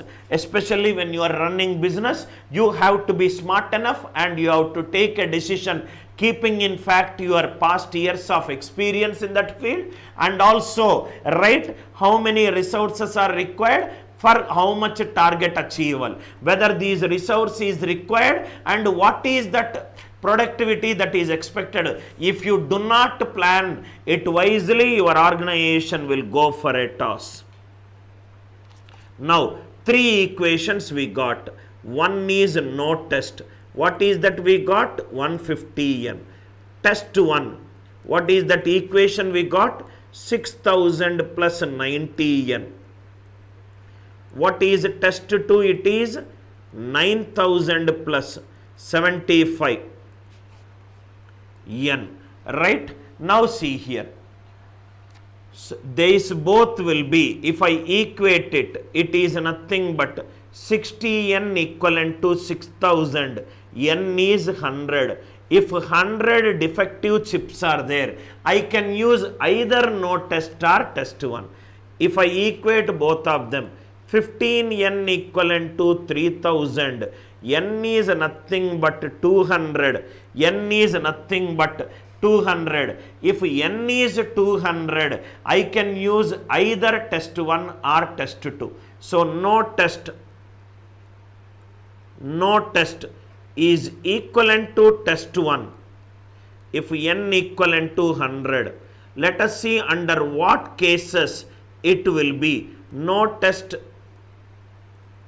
can be. What will happen if I take n less than 100?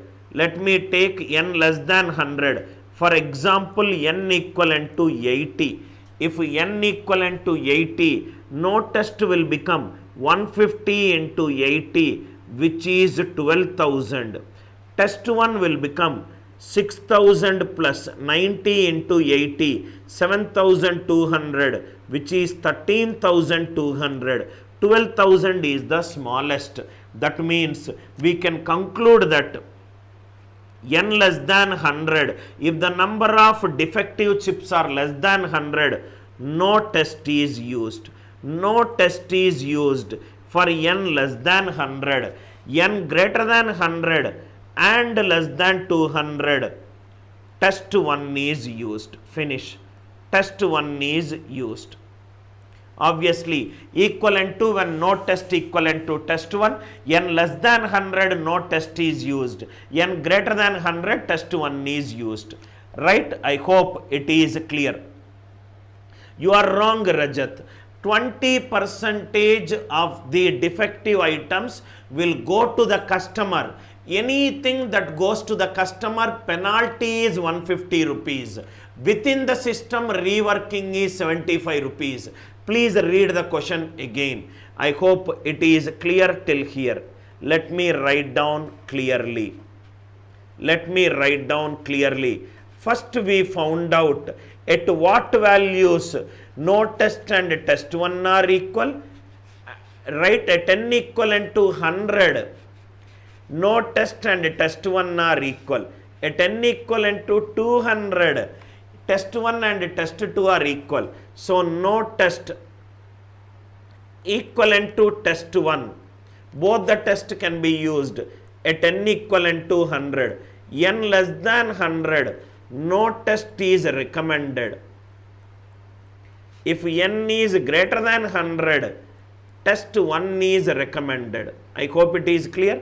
In fact, it is less than 200. You can substitute value and you can do it. Suppose test 1 equivalent to test 2. This is for n equivalent to 200. N is less than 200. If I take n equivalent to 180, if I take, right, 180, anyway 6000 is less than 9000, right, n is 180, you take it out, sir. 6000 plus 90 into 180, 90 into 180 is nothing but 16,200, which is 22,200.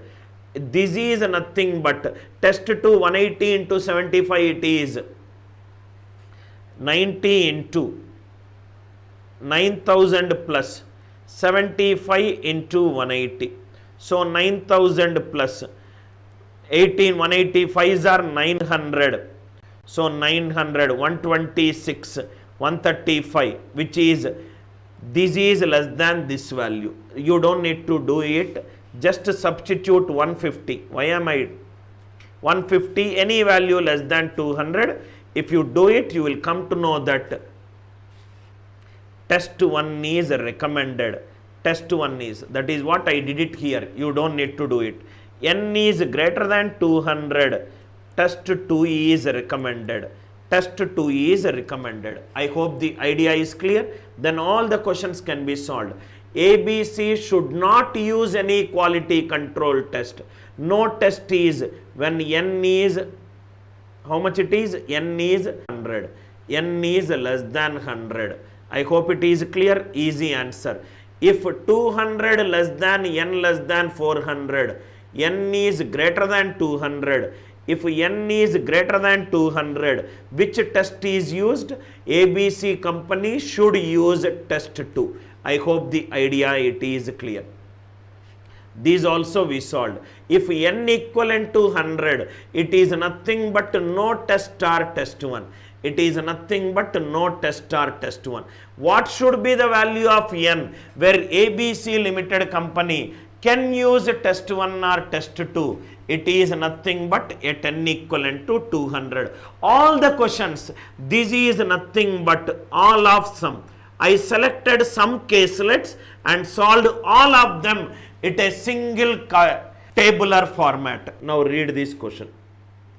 First we will start with an easy question, then we will get into, see this question.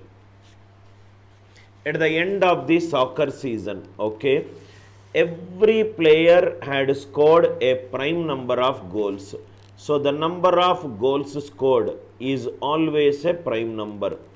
Number of goals scored is always a prime number. First point clear.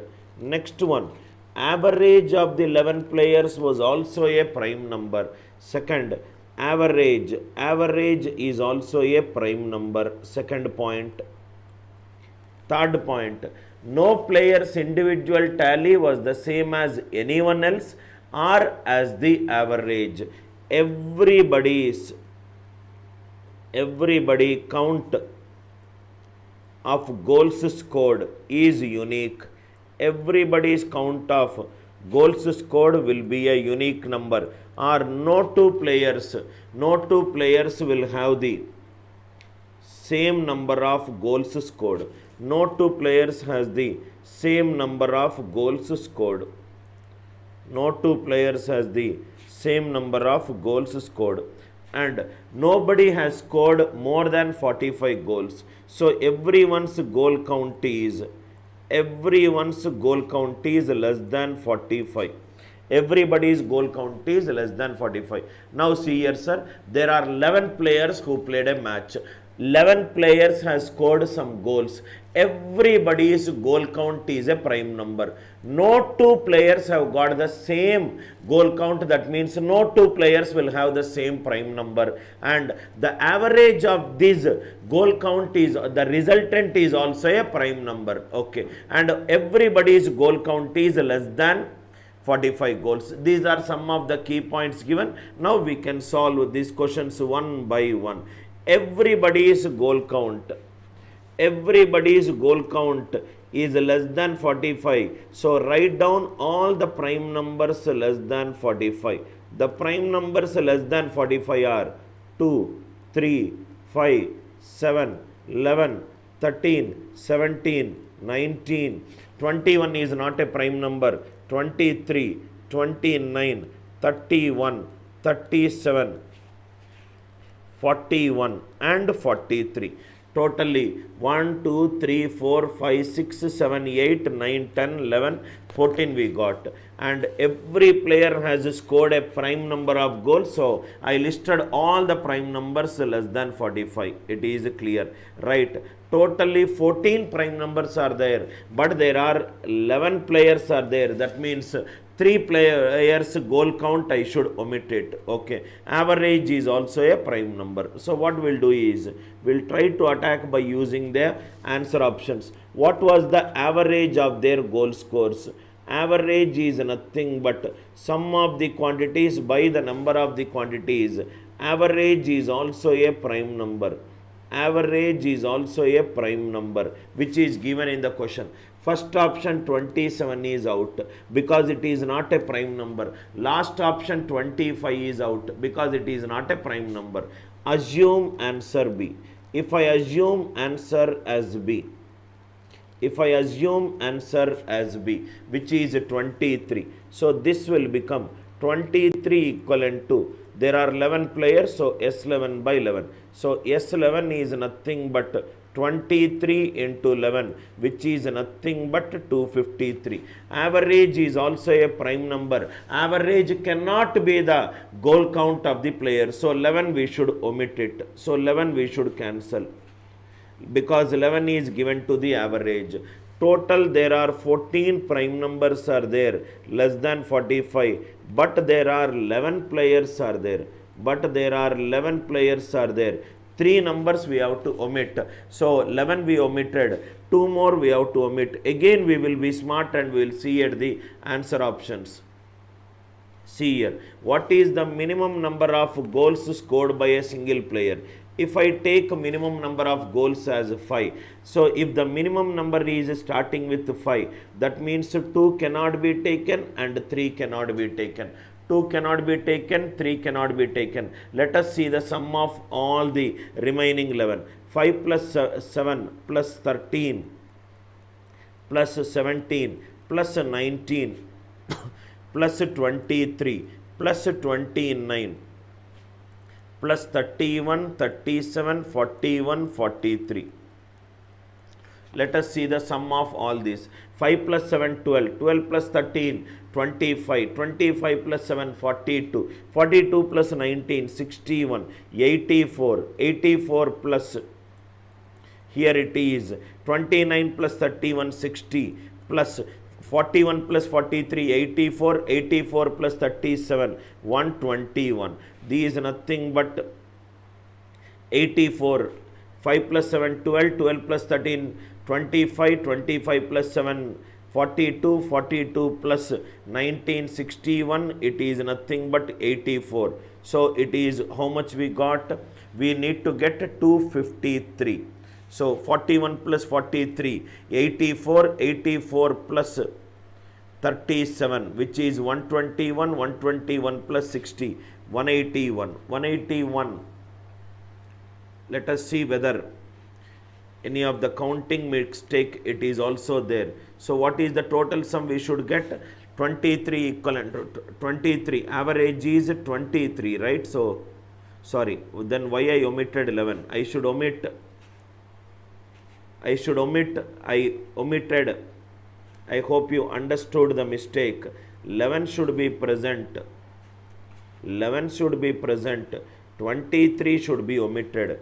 23 should be omitted. 11 should be present. I hope you understood. 11 average is not equivalent to the prime count. Average is 23, but I omitted 11. Now you should get the answer. So now if you add it, the sum will be nothing but 253. 253 is nothing but the average that is there in the given question. So answer for this question is, what was the average of their goal scores? Average of their goal scores is nothing but 23. Right? What is the maximum number of goals scored by a single player? Answer is nothing but 43. What is the minimum number of goals scored by a single player? Which is nothing but 5. Again, second time I am explaining. It's a very, very easy question. Absolutely, if I go step by step, I am getting the answer. There are 11 players who played a soccer match. Each and every player scored some number of goals. The number of goals scored is always a prime number, and the average of all these 11 players goal count is also a prime number, and everybody scored goals less than 45. So I wrote all the prime numbers less than 45. 2, 3, 5, 7, 11, 13, 17, 19, 23, 29, 31, 37, 41, 43. There are total 14 prime numbers less than 45, but there are 11 players. That means I have to omit these 3 values. So I first saw the first question. What was the average of their goal scores? Average is always a prime number. So option A is out and option E is out. I took option B as the answer. So if I take 23, sum of these 11 players goal count is nothing but 253. Because average cannot be the individual's count, 23 is eliminated. Out of 14 prime numbers, 23 is eliminated. 2 more we need to eliminate it. Instead of doing X and Y, I went to the next few questions. What was the minimum number of goals scored by a single player? All the options are greater than or equivalent to 5. So I chose option number A, 5. That means 2 can be omitted. 3 can be omitted. Out of 14, Prime numbers 2 can be omitted, 3 can be omitted, and 23 can also be omitted. If 23 is omitted, then the remaining count, if it is 253, then my assumption is right. Yes, the remaining count is 253. The assumption is right. So what are all the goal count of all the players? 5, 7, 11, 13, 17, 19. 29, 31, 37, 41 and 43. I hope it is clear. Now, what is the question? Question is, what is the average? What is the maximum number? What is the minimum number? How many players have scored goals about 20? How many have scored goals about 20? 20, how many are there in this one? In this one, it is nothing but 29, 31, 37, 41 and 43. So, how many total it will be? 5 people have scored. These 5. Scored about 20 goals individually. I hope the mathematical reasoning question, mathematical reasoning, I hope it is clear. I hope the idea is clear. Mathematical reasoning. Kindly reply in the live chat if the idea it is clear. Just a counting based problems, usage of answer options. Counting based usage of answer options. I hope it is clear. Let us get into the second caselet. Idea is clear. Next one. Another is a beautiful question, sir. And this is a question, maximum number of times these puzzle based came in the examination. Most high frequency puzzle which was asked in Infosys and other companies placement test. Very interesting question it is. Please read the question. Please read the question first. Take 1 minute and read the question, then we will write each and every point, then we will solve it. First read the question. There is a band. The name of the band is Nirvana. Band members are late for a concert in the evening. On their way, they came across a cracked bridge which has no lighting. The bridge is strong enough to hold maximum 2 of them. Maximum 2 people can cross the bridge. Maximum 2 people can cross the bridge. Okay, this is clear. And they have only 1 torch with them. Okay. Only 1 torch is available. This is also clear. Anil can cross the bridge in 2 minutes. Anil can cross the bridge in 2 minutes. Sandhya can cross the bridge in 3 minutes. Raghava can cross the bridge in 6 minutes. Barun can cross the bridge in 9 minutes. Okay. 2 band members together can move only as fast as the slower between the 2. That means if 2 people are taking, it will take the maximum time, not the sum of these 2 times. That means if A and S are going 2 minutes and 3 minutes, which one is slow? 3 minutes is slow. So, combinedly if they are going, it will take 3 minutes. If Anil and Barun are going 2 minutes and 9 minutes, it will take slow means 9 minutes. If Raghava and Barun are going, it will take 6 and 9, it is 9 minutes. I hope this idea is clear. This is a condition given on the question. 2 band members together can move only as fast as the slower between 2. And the 1 band member must be carrying the torch during the crossing. So every time when you are moving from the source to destination, the torch should be carried. The band crosses the bridge in such a manner that the total time taken should be minimum. The time taken should be minimum. I hope the question is clear. The time taken should be minimum. There are 4 people are there who has to move from a source to destination. 2 people can go maximum. 2 people can go maximum. Now see here. Anil can cross the bridge in 2 minutes. Sandhya can cross the bridge in 3 minutes. Raghava can cross the bridge in 6 minutes, and Barun can cross the bridge in 9 minutes.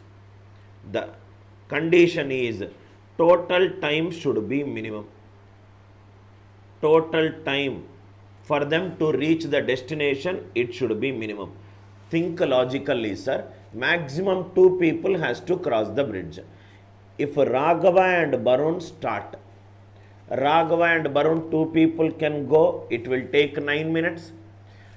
2 people will reach the destination. 1 person has to come back to the source. So Raghava will come back. If 2 people are going, one has to come back with the torch, then 2 people has to go, then one has to come back with the torch, then 2 people has to go. This is how the flow of the 4 people and everything. For the total time to be minimum, can I say, if Raghava and Barun are starting, either Raghava or Barun will come back. Raghava and Barun are taking the maximum values. If Raghava and Barun comes back, this value will be maximum value.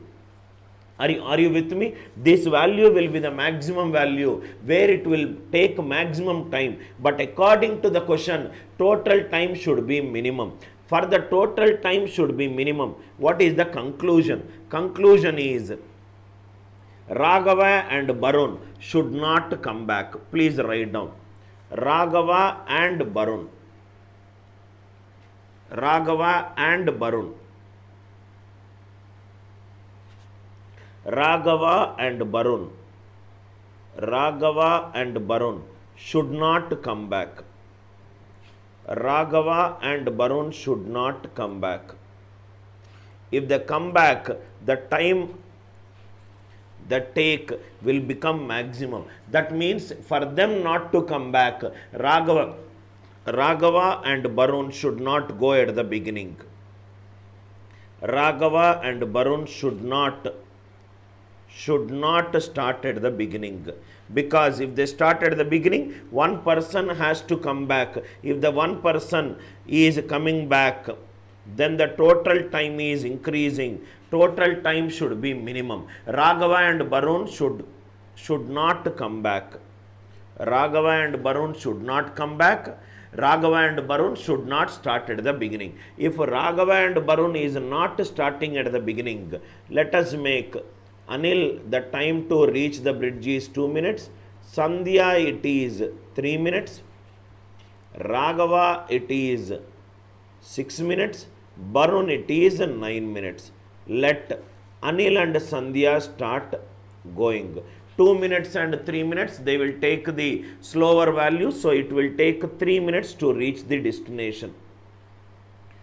3 minutes, Anil and Sandhya reached the destination. So 1 person has to go back with the torch. Let Anil is going back with the torch. So it takes 2 minutes. He reaches the source. Hand overs the torch to Raghava and Barun.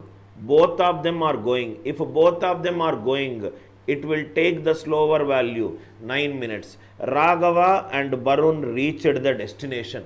After they reached the destination, they should not come back. So they give the torch to Sandhya. Sandhya will come back. So it will take 3 minutes. Anil and Sandhya both will go from source to destination, which will take 3 minutes. What did I do? Raghava and Barun should not come back. It is possible. Raghava and Barun cannot come back only if either Anil or Sandhya is present at the destination. Because Anil or Sandhya should be present at the destination, they should travel at the beginning. Or one more case is there. So here, instead of Anil coming back, let Sandhya come back. Anil and Sandhya both are going, so it is 3 minutes. Let Sandhya come back. It is 3 minutes. Sandhya came back, gave the torch to Raghava and Barun. Both traveled 9 minutes. They gave the torch to Anil. Anil, it will be 2 minutes. Anil and Sandhya came. It is nothing but 3 minutes. There are 2 cases possible, which is case number 1 and these nothing but case number 2. case 1 and case number 2. I hope it is clear. Idea in this question is Raghava and Barun should not come back. Point number 1. Point number 2. Raghava and Barun should not travel at the beginning. Otherwise, the total time they take will be a maximum value. Now, what is the time taken to cross the bridge? 3 plus 2, 5, 5 plus 9, 14, 17, 20. So, the time taken to cross the bridge is nothing but 20 minutes. Time taken to cross the bridge is nothing but 20 minutes. What is the second question? Who are the last persons to move across the bridge?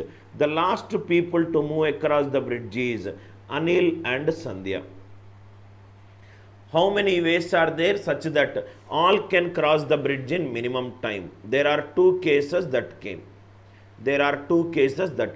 So option is 2. I hope it is clear. What is there in this question? Just a basic understanding of a reasoning based question. High frequency question.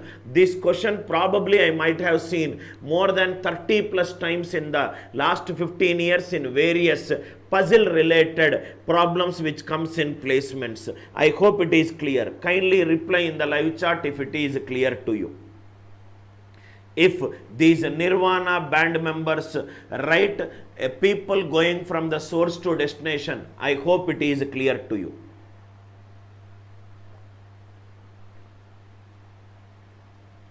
Idea clear? Next question. Third caselet. Percentage based DI.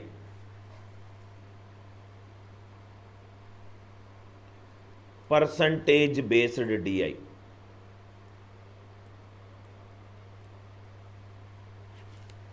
Percentage based DI. First thing what we should know is 33.33. It is 1 by 3. 27.77. It is nothing but 5 by 18. 22.22. Which is nothing but 2 by 9. 16.67. Which is nothing but 1 by 6. You should know these values, then the problems becomes very easy. Answer the question on the basis of the information given below. 3 players A, B and C are playing with a fair die. A die will have a numbering from 1 to 6. 1, 2, 3, 4, 5, 6. With the numbers 1, 2, 3, 4, 5, 6. Turn by turn, each one of them roll the die and note down the outcome. At the end of the first 3 rollings, a cycle gets completed. The players roll the dice to complete 3 more such cycles. First cycle, second cycle, third cycle and fourth cycle. A die is rolled once, die is rolled thrice, die is rolled thrice. So then one cycle is completed. Write cycle score. Cycle score is defined as the sum of the 3 outcomes. Okay.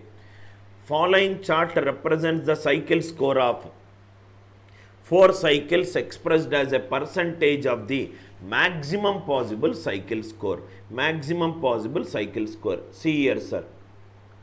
First cycle is nothing but 33.33% of the maximum score. Suppose a die will have a numbering 1, 2, 3, 4, 5 and 6. The maximum value of a die is 6. 3 times it is rolled. So what is the maximum value that I will get? 6 plus 6 plus 6, it is nothing but 18. So which is 1 by 3 into 18, which is nothing but 6. Second cycle is nothing but 27.77% of 18, which is nothing but 5 by 18 into 18, which is nothing but 5. Third cycle, it is nothing but 22.22%, which is 2 by 9. 2 by 9 into 18, which is nothing but 4. Fourth cycle, it is nothing but 16.67. 1 by 6 into 18, which is nothing but 3. I hope it is clear. Why we got 18? A die is rolled thrice and we have taken the maximum value. A die maximum value is 6. 3 times if it is rolled. 6 plus 6 plus 6 is 18. It is given as sum of the 3 outcomes. Sum. So, maximum value is 6, second time 6, third time 6. So, it is 18. How many people are playing a game? 3 players A, B and C are playing a game. 3 players are playing a game. I hope it is clear till now. It is 6. Now we will do it clearly. So first cycle is nothing but 1 by 3 into 18, which is nothing but 6. 6 is combination is, it can be 1 plus 1 plus 4 or 1 plus 4 plus 1 or 4 plus 1 plus 1. First time 1, second time 1, third time 4. Sum is nothing but 6. First time 4, second time 1, third time 1. Sum is nothing but 6. First time 2, second time 2, third time 2. 2 plus 2 plus 2 is also 6. First time 1, second time 3, third time 2. 1 plus 2 plus 3 is also 6. Any combination it is possible. 1 1 4, 2 2 2, 1 3 2 and their combinations. And their combinations it is possible. Second cycle. Second cycle is 5 by 18 into 18, which is nothing but 5. 1 comma 1 comma 3. 2 comma 2 comma 1 and their combinations it is possible. Third cycle is 2 by 9 into 18, which is nothing but 4.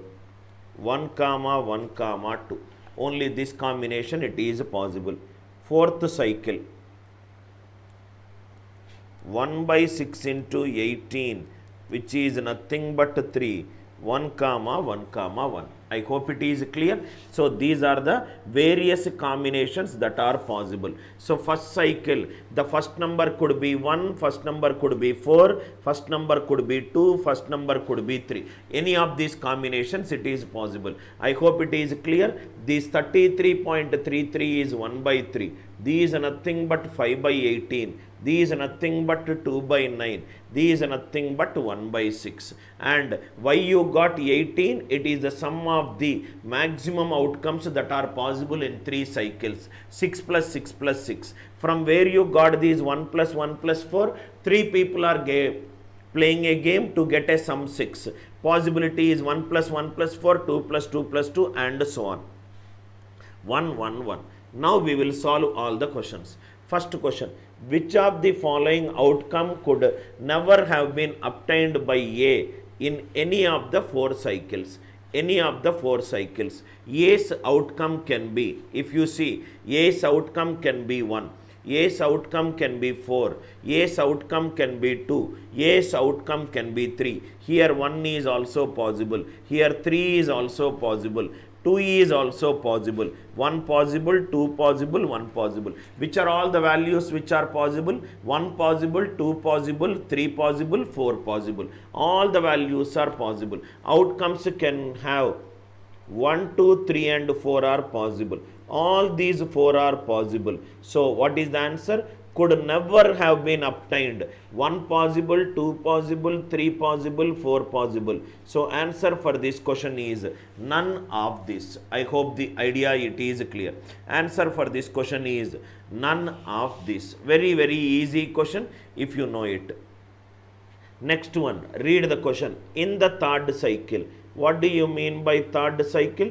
Third cycle is nothing but, he is referring to this bar graph. These are nothing but 22.22% of 18. So which is nothing but 2 by 9 into 18, which is nothing but 4. 4 means 1 comma 1 comma 2. What percentage of the cycle score was contributed by the outcome of B?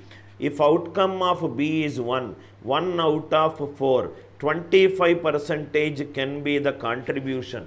If it is 2, 2 out of 4, 1 by 2, which is 50 percentage. 50 percentage can also be a contribution.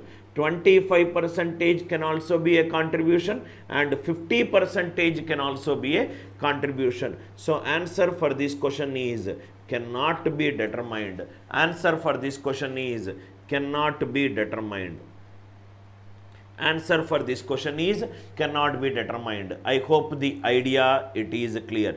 Third cycle it will be 22.22 percentage of 18. 2 by 9 into 18 is 4. 4 can be written as 1 plus 1 plus 2 because 3 people are playing. A, B and C are playing. Sum should be 4. So die minimum value it is 1. 1 plus 1 plus 2. B can take 1 out of 4, or B can take 2 out of 4. 25 percentage and 50 percentage. Idea is clear. It is given that a particular pair of 2 players obtained by the same outcome in each of the 4 cycles. 2 players score is same. 2 players score is same. 2 players score is same. Now let us go back and see these values what we got. 2 players score should be same.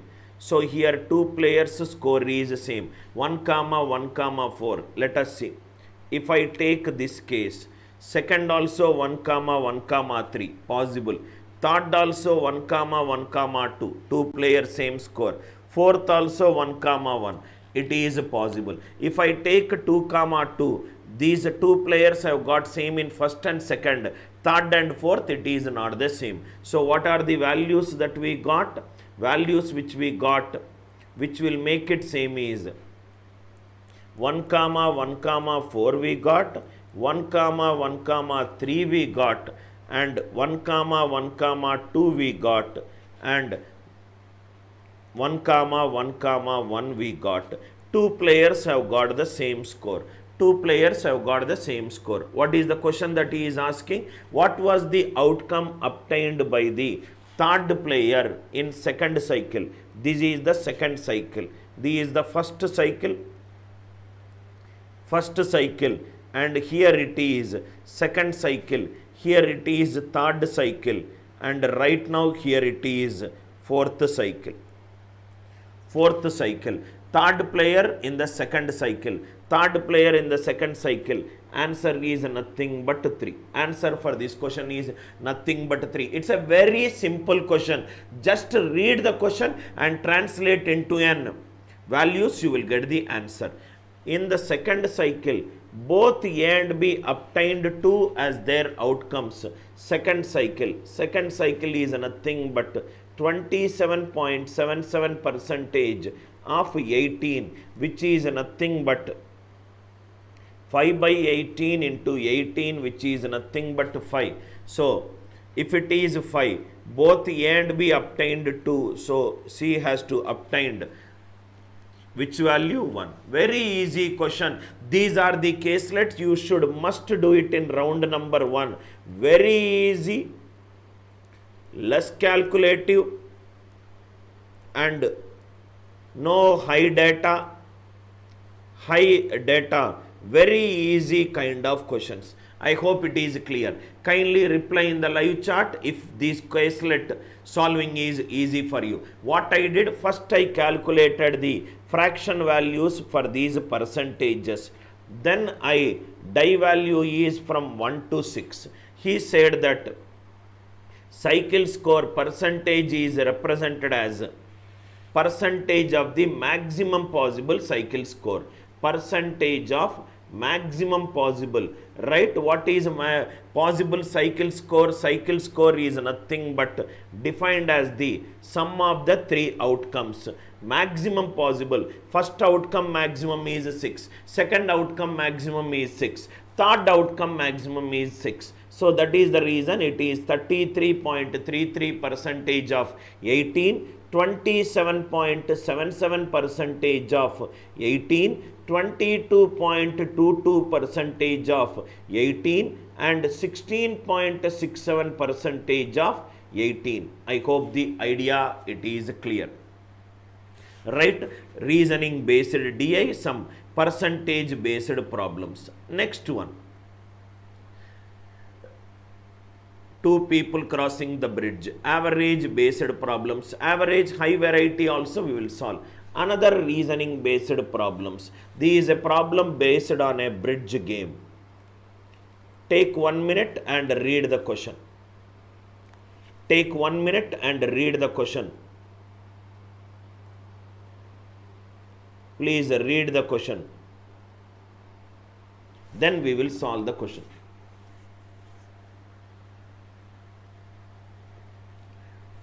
Read the question first. There are 4 persons: Mohit, Manohar, Prashant and Dinesh. 4 persons are Mohit, Manohar, Prashant and Dinesh. Okay. Each will have some money with them. They got some money with them initially. They are all playing bridge in such a way that lower doubled the money of each of the other 3 persons from his share. They played 4 rounds. These round 1, round 2, round 3, round 4. These round 1, these round 2, these round 3, these round 4. Round 4. And what is the condition? Lower doubled the money of, this is the catch in the question, lower doubled the money of each of the other 3 persons. And at the end of 4th round, each person had 32,000, right? Each person lost 1 round in the order 1, 2, 3, 4. In round 1, first person lost. In the round 2, second person lost. In round 3, third person lost. In round 4, fourth person lost. The person who lost it doubled the money of the other 3 people who won it. That is the condition. Okay, right, clear. So what we'll do is, best way to solve this question is bottom up approach. If you solve it from bottom to top, you will get the answer very, very easily. I will tell you why it is bottom up approach. How many people are there? There are 4 people. One is Mohit, another is Manohar. Mohit, Manohar. And who are the other 2 people? Prashant and Dinesh. This Prashant and it is Dinesh. This is the initial amount. This is the amount after round 1, amount after round 2, amount after round 3, amount after round 4. I think amount after round 4 is given. How much it is? Each has got 32k. So it is 32,000, 32,000, 32,000, 32,000. Bottom last value after round 4 is given. So what we will do is, we will move from bottom to top. In round 4, 4th person lost. Because 4th person lost, these are the values after round 4. Top to bottom it is double. Bottom to top it is half. 4th person lost it. So after round 3 it would have been 16k. Because during 4th round 4th person lost it, he made the other 3 people double. 16 became double. Are you all with me? This is 16k. This is 16k. Total should not change. 32 into 4 is 128. 48. It is nothing but 80k. This was the amount after round 3. Once they entered into round 4, 4th person lost it. Once he lost it, he made other 3 people double. 16 double, double, double. He took the remaining. Similarly, during round 3, 3rd person lost it. If he lost it, he would have doubled it, and this is the answer after doubling. Niche se upar, half it will be 8k. 8k. This will be 40k. 16 56. So this will be 72k. These were the amounts after round 2. Once they entered into round 3, third person lost. Once they lost, he doubled the money of other people. He doubled the money of other people. Similarly, in round 2, second person lost. If he lost it, he doubled it. That means moving from bottom to top, he made it half. These 36k and it is 20k. 40 and 60, this will be 68k. These are the amounts after rounds. These are the amounts after rounds. After round 1, 4k, 68k, 36k, 28k. This after, once they entered into round 2, second person failed, so he doubled it. He doubled it and he took the remaining. These are the amounts after round 1. So in round 1, first person lost. Once he lost it, he will double it from top to bottom. From bottom to top, it is half. So it is 34k. These 18k. These 10k. So what will be the amount? Total it is 52, 62. This will be 66k. I hope it is clear. Bottom up parsing, I am doing it. What I am doing is, I am parsing the values. I am finding every value from bottom to top. From bottom to top, I am finding the values. Round 4, it is 32k, 32k, 32k, 32k. It is after round 4. During round 4, fourth person failed. If fourth person failed, he would have doubled the value of other values. If I am coming from round 3 to round 4, if I am moving from round 4 to round 3, it would have become half. So half, half, half. Remaining, I wrote it here. 32 into 4 is 128, 48 remaining. 80. In the round 3, third person failed. He would have doubled it if he is moving from 2 to 3. From round 3 to round 2, reverse approach, half, half, half, half. Remaining, I wrote it here. In round 2, second person lost. He would have doubled it from R1 to R2. Going from R2 to R1, it is half. Are you all with me? Very, very good question. Not a difficult question. Once you understand it, it's a very, very easy question. Very, very easy question. I hope the idea is extremely clear. What was the amount with Mohit to start with? What is the answer? 66,000. Next one, what was the amount with Manohar at the end of first round? At the end of first round, Manohar has got 68,000. All the values you will get it right. What was the lowest amount at the end of play throughout the tournament? Lowest value. Lowest value, I think I am getting 4k, right? See here.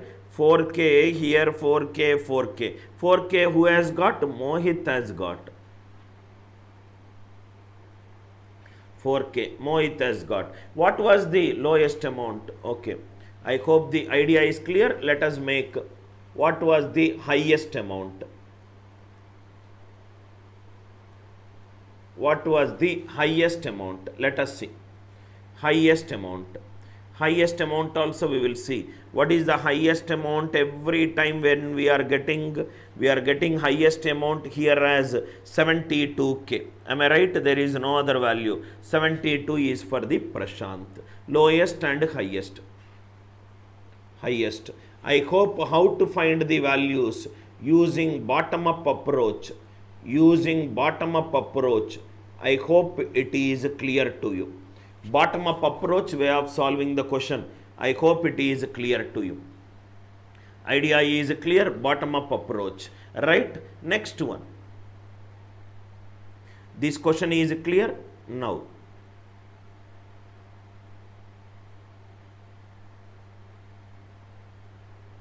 Let us solve a beautiful question for today, sir. Please see this question. Answer the questions on the basis of the information given below. Now, a class of 200 students. 200 students were divided into 4 sections. What are the 4 sections? Section A, section B, section C and section D, where each section has at least one boy and one girl. Let me write down here. Total number of students. It's a beautiful question, sir. A pakka 100 percentage cat replica question. The number of students are 200. Okay. Next one. How many sections are there? Total there are 4 sections are there. Number of sections are 200 students are distributed among 4 sections. A, B, C and D.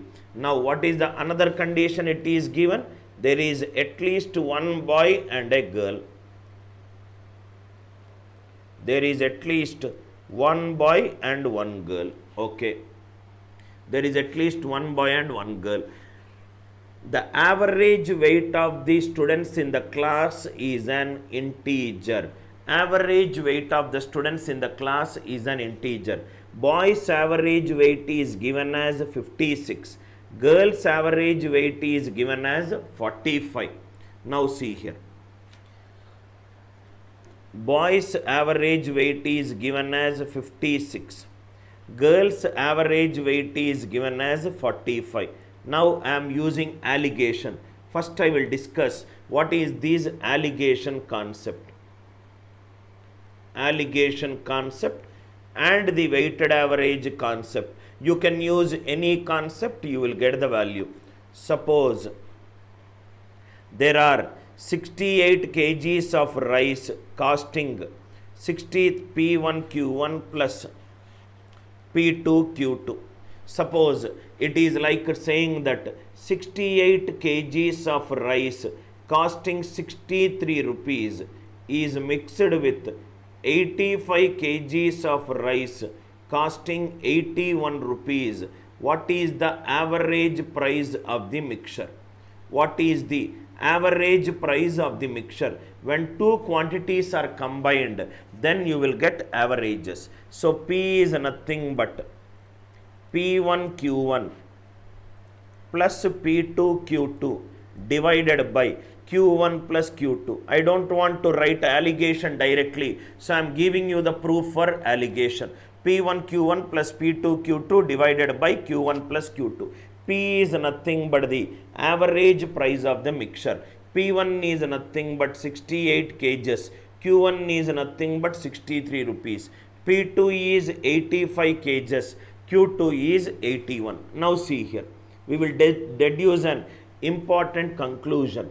P is nothing but P1Q1 plus P2Q2 divided by Q1 plus Q2. Cross multiply. PQ1 plus PQ2 is nothing but P1Q1 plus P2Q2. Q1 if I take to the left side, P minus P1. Q2 if I take to the right side, P2 minus P. So Q1 by Q2 is nothing but P2 minus P divided by P minus P1 divided by P minus P1. This is nothing but finding the ratio in which two quantities should be combined. That method is known as allegation. That method is known as allegation. Very simple way. Now see here. Lowest value is P1. Highest value is P2. Average always lies between lowest value and highest value. Highest minus average by average minus lowest. This is nothing but the ratio in which two quantities should be combined. This is nothing but allegation. This is nothing but allegation. Allegation is nothing but the converse of weighted average. Allegation is nothing but the converse of weighted average.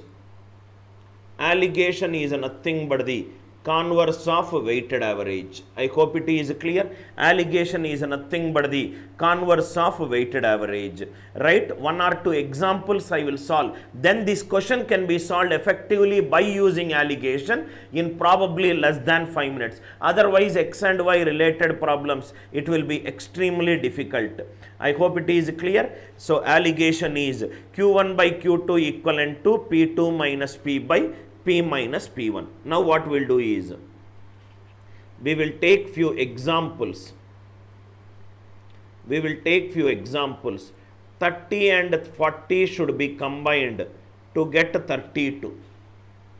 What is the ratio? So Q1 by Q2 is nothing but highest minus average by average minus lowest.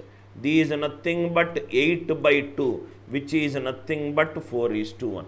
Second question. Second one. What is that we got?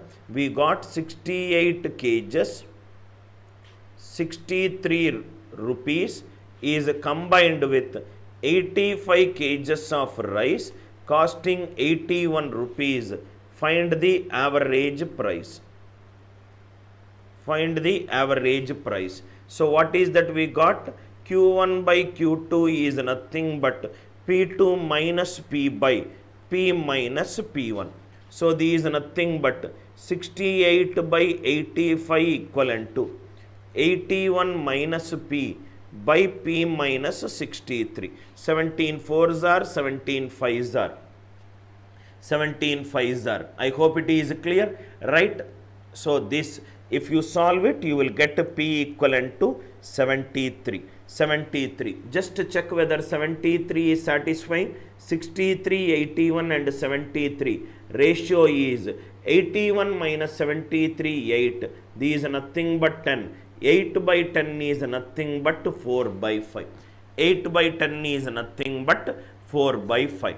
I hope it is clear. Weighted average and allegation concept, it is clear. Now why am I explaining this concept? Because once you know these concept, it will be very clear. Boys are nothing but 56, girls are nothing but 45. Now see here, I will put it like this, lowest and highest. So this will be, girls will be 45, boys will be 56. Average always lies between the lowest and the highest. I cannot take 45. Why? Because if I take 45, number of girls by number of boys, this will become highest minus average. 56 minus 45 by 45 minus 45. Number of boys, it is becoming 0 in one section, but it is clearly mentioned in the question that in every section there should be at least one boy and at least one girl.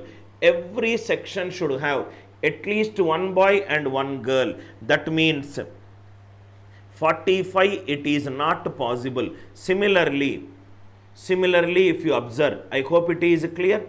Similarly, if you observe, 56 is also not possible. 56 is also not possible. Why? Because if I take 56, this will become 56 minus 56 by 56 minus 45. Here again, girls will become 0. Every section should have at least one boy and one girl. That means this is not possible. This is not possible. I hope the idea is clear. Number of boys and number of girls, there should be at least one boy and one girl. That means this will tell us that if girls is nothing but 45, boys is nothing but 56, this value can take any value from 46, 47, 48, 49, 50, 51, 52 and so on up to 55. Any of these values it can take. 46 to 55 it can take. Now if you see, find out girls is to boys ratio directly. 56 minus 46, 10 is to 46 minus 45, 1. It is possible. 56 minus 47, 9 is to 2. It is possible. 8 is to 3. 56 minus 48, 8 is to 3. It is possible. 56 minus 49, 7 is to 4. It is possible. 56 minus 50, 6 is to 5. It is possible. 5 is to 6. It is possible. 4 is to 7. Reverse. It is possible. 4 is to 7. 3 is to 8. 2 is to 9. And 10 is to 1. These are possible. I hope it is clear why the girls average value I have not taken it as 45, because every section should have at least one boy and one girl, and because it is an integral value, it is clearly mentioned in the question that average weight of the students in the class is an integer. Because average weight is an integer between 45 to 56. What are all the integers that are possible? 46 to 55 it is possible. 46 to 55 it is possible. Now let us see the third question. How many of the following cannot be the ratio of the number of boys to girls in the class? 1 is to 4. Is 1 is to 4 a possibility? We got 1 is to 4. 1 is to 4 is not a possibility. So this is not possible. 9 is to 1. 4 is to 3. 4 is to 3 we got the possibility. 4 is to 3 it is not there. So 4 is to 3 is also not a possibility. 9 is to 1. 9 is to 1. 9 is to 1. Is it 9 is to 1 possible? 9 is to 1. 9 is to 1. I hope it is clear, right?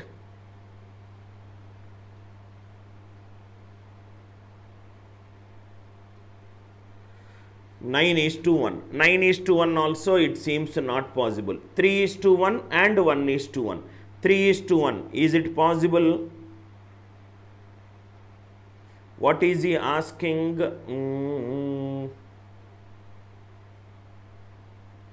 3 is to 1. 1 is to 1 is a possible. So what you can do is, here possibly I can use that ratios, or you can use girls is nothing but how much is the girls value? Girls value is 45. Average weight. Boys is nothing but 56. Boys is nothing but 56. Is 3 is to 1 possible? 3 is to 1 if it is possible, I should get an integer value. So 45 and 56. It is nothing but so if I take 46, 46 is giving you 10 is to 1. It is not possible. 1 is to 1. Is it possible? 47 it is giving you 9 is to 2. It is not possible. 48 is giving you 8 is to 3. It is not possible. 49 is giving you 7 is to 4. It is not possible. 50 is giving you 6 is to 5. It is not possible. Right? So this is nothing but 51 is nothing but 5 is to 6. Not possible. 52. I think we have to, what we'll do is, we'll just check the values whether any boys is 45, girls is 46. So what we'll do is, we can also do by using another model. Let us see. I am not getting many of these values. So my experience says there could be some mistake, but we'll check it out. Total number of students are 200. So if I take girls as X, girls how much is the value? Girls it is nothing but 45. It is nothing but 45. These is nothing but 56. So weighted average is nothing but 45x plus 56 into 200 minus x divided by x plus 200 minus x. I hope it is clear. So these is nothing but 45x plus 56 into 200. This is nothing but 56 into 200. Right? It is nothing but minus 11x. I am sensing that there is some mistake in the calculation. There is some mistake in the calculation. Otherwise, we have to get it. 1 minute, sir. 1 minute. What we will do is, okay, I understood the mistake. These I took it as 56, but it is looking like 55. It is looking like 55.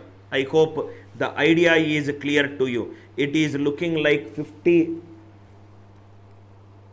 It is 55 and 45. I took it as 56. I hope you got the idea. Girls is nothing but 45 and boys is nothing but 55. Now you will get the value. This can be anything from 46 to 54. If it is 46 to 54, what is girls is to boy? 55 minus 46, which is 9 is to 1.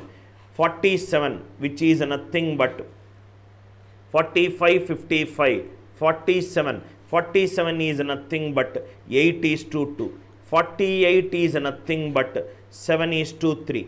49 is nothing but 6 is to 4, 3 is to 2. 50 is nothing but 1 is to 1. 51 is nothing but 4 is to 6, which is 2 is to 3.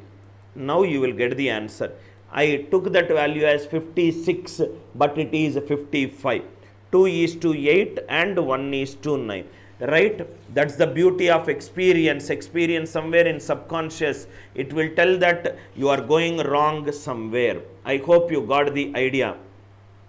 All these allegation idea. Now you can solve this question easily. 1 is to 4. Is 1 is to 4 possible? 1 is to 4 is not possible. These is not possible. 4 is to 3. Is 4 is to 3. Ratio you got anywhere? 4 is to 3. These also not possible. 9 is to 1. 9 is to 1. It is possible. 3 is to 1. 3 is to 1. Is it possible? 3 is to 1 also not possible. 1 is to 1.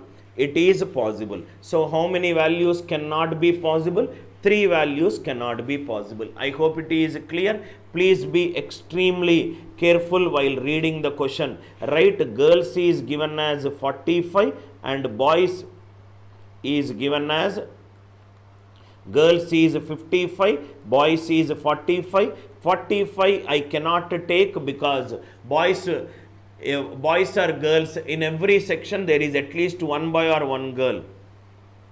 55 cannot be taken because every section has at least one boy and one girl. Idea is clear, right? So I took all the values integers after 45 and less than 55. 46 to 54 I took it. So this is over. Now comes the beautiful question. This question we will solve it. If the average weight of the students in the class is minimum possible, if it is minimum possible, boys is 55, girls is 45. Okay. I think I wrote here. Girls, please make a note, sir. It is for boys and it is for girls. I wrote it interchangeably. Please note the mistake. Now see here. Average weight of the students is minimum. Average weight, if it is minimum, if the average weight is minimum, first boys is nothing but 55, girls is nothing but 45. Lowest I will write on the left hand side. Girls is nothing but 45, boys is nothing but 55. Lowest means it has to be 46. So girls by boys is nothing but 55 minus 46 divided by 46 minus 45, which is 9 is to 1. That means girls is nothing but 9 by 10 into total is 200. Girls should be 180 to get the average minimum. Boys should get 1 by 10 into 200, which is nothing but 20. I hope it is clear. Based upon this statement, average is minimum possible. For average to be minimum, the value should be just greater than 45 and an integer. So from this we got girls as 180 and boys as 20. It is clear. What is he asking? Maximum number of students in section C. Maximum number of students in section C. Our focus is on section C. This should be the focus. Here maximum number of students should be present. Here maximum number of students should be present. So maximum number of students in section C. Maximum number of students should be there in section C. That means maximum number of boys should be there in section C. Maximum number of girls should be there in section C. How many? What is the average weight of section C? Boys 55. If I keep one student, there will be an increase of 15. Because average weight of the students in section A is 70. So, compared to C, if I keep one person, there will be extra 15. Here, there will be extra 5 compared to C. Here, there will be a decrease of 15. Compare average weights of C with average weights of D. 55 with 40, 15 decrease. 55 with 70, 15 increase. 60 with 55, there is 5 increase.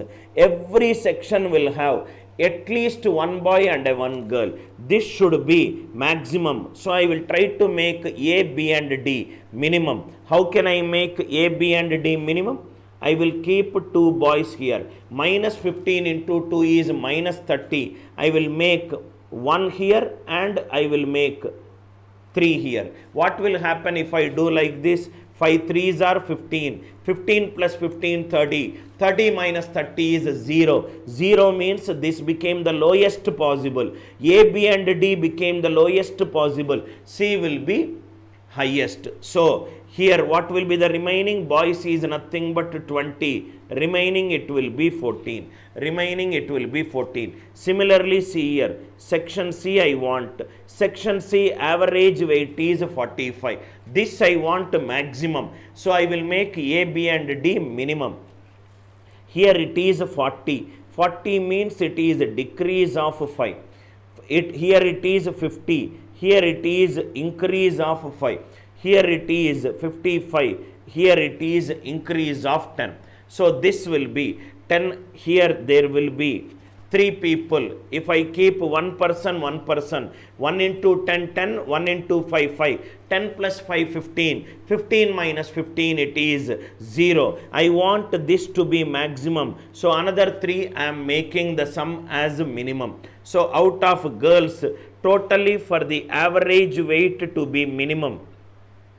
For the average weight to be minimum, what is the condition that I got? Boys should be 20 and girls should be 180. So, total 180, how much I kept? 5 I kept. So, this value will be 175. So, maximum number of girls in section C is 175. Maximum number of boys in section C is 14. I hope the idea it is clear to each one of you. Otherwise, by using X and Y, it takes 15 minutes. What I did is, I want to C. So, my focus is on C. C average weight is 55. I observed with average weight of D. 40, there is a decrease of 15. 70, there is an increase of 50. There is an increase of 5. So what I did is, I want maximum number of boys in section C. I kept 2 here, minus 15 into 2, minus 30, 15 plus 15, it is 30. I made another 3 minimum, So another 3 minimum. Entire average weight, I am trying to make the sum as 0, minus 30 plus 30. So here it will be, to get the answer for this question. What is the question? Maximum number of students in section C. Section C, number of students is nothing but boys and girls. So 14 plus 175, which is nothing but 189. What is the next question? What is the maximum ratio of the number of boys to the number of girls in section C? Average weight is minimum. Just now we got boys it is 14, girls it is 175. So answer for this question is 14 is to 175. Idea clear? 14 is to 175. Average weight is minimum. If average weight is minimum, so what I did, boys is nothing but 55, girls is nothing but 45. So lowest I took it as on the left side, girls is 45, boys is nothing but 55. Here the value can be any value from 46 to 54. So from here what I got here, girls is nothing but 180 we got, and boys we got it as 20. Boys we got it as 20. Maximum number we require. I used allegation method. Kindly reply in the live chat if the allegation approach is clear. This is one of the toughest DI caselets. By using X and Y, it takes 15 to 20 minutes. What I did is, I just did some deviation method. Anyway, in an average problem, I will discuss the deviation method. What I did actually, logic is, suppose I will take one example, then I will tell you. I hope this example is clear. Even if this example is not clear, what I will do is, find the average of 92, 89, 94 and 97. So what I did is, right, I took 1 as the tentative average. 92 is 3 more than 89.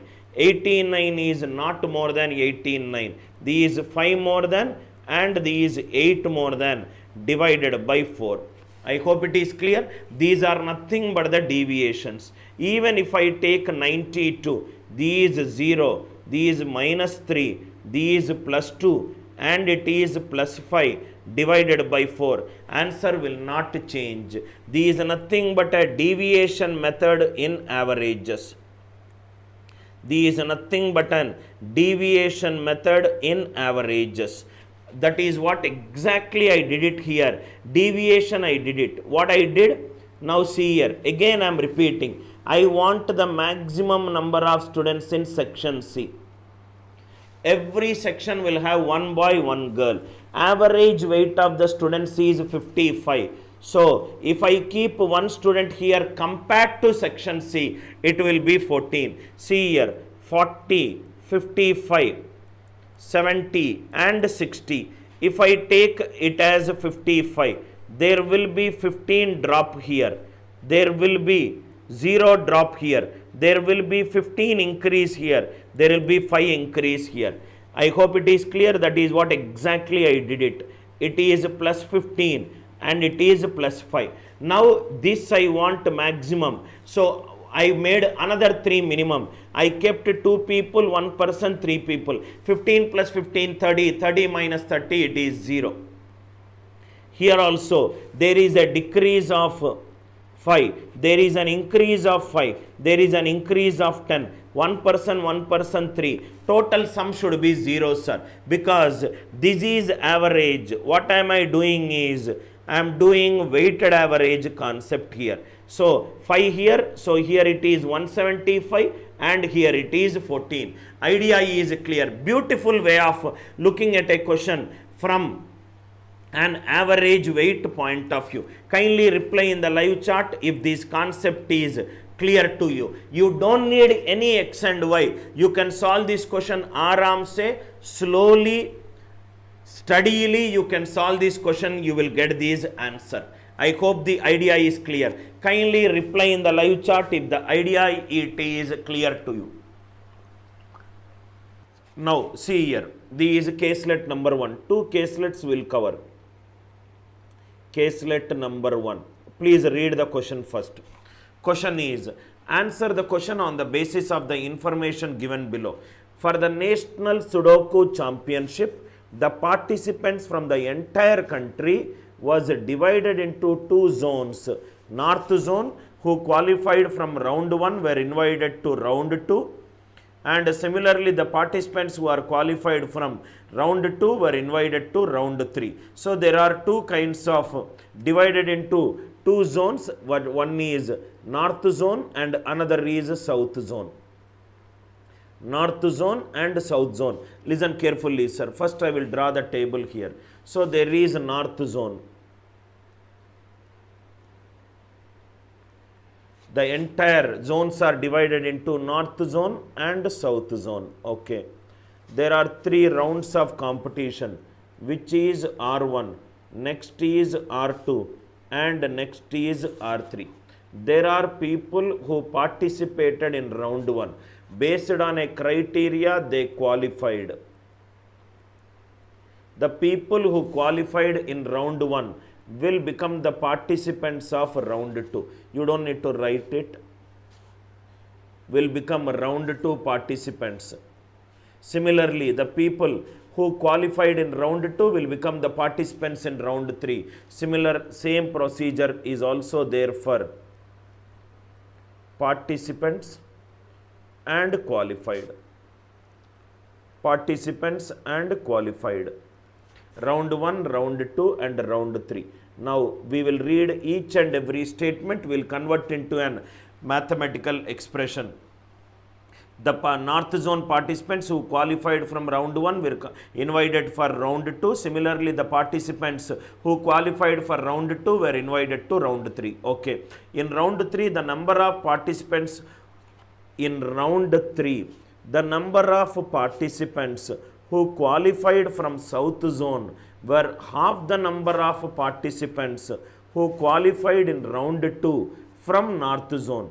In round 3, the number of people who qualified, this is half of the people who qualified in round 2 from north zone. So if I take this as x, this is half of this value. This might be 2x. Again, please read the caselet. The number of participants who qualified from south zone.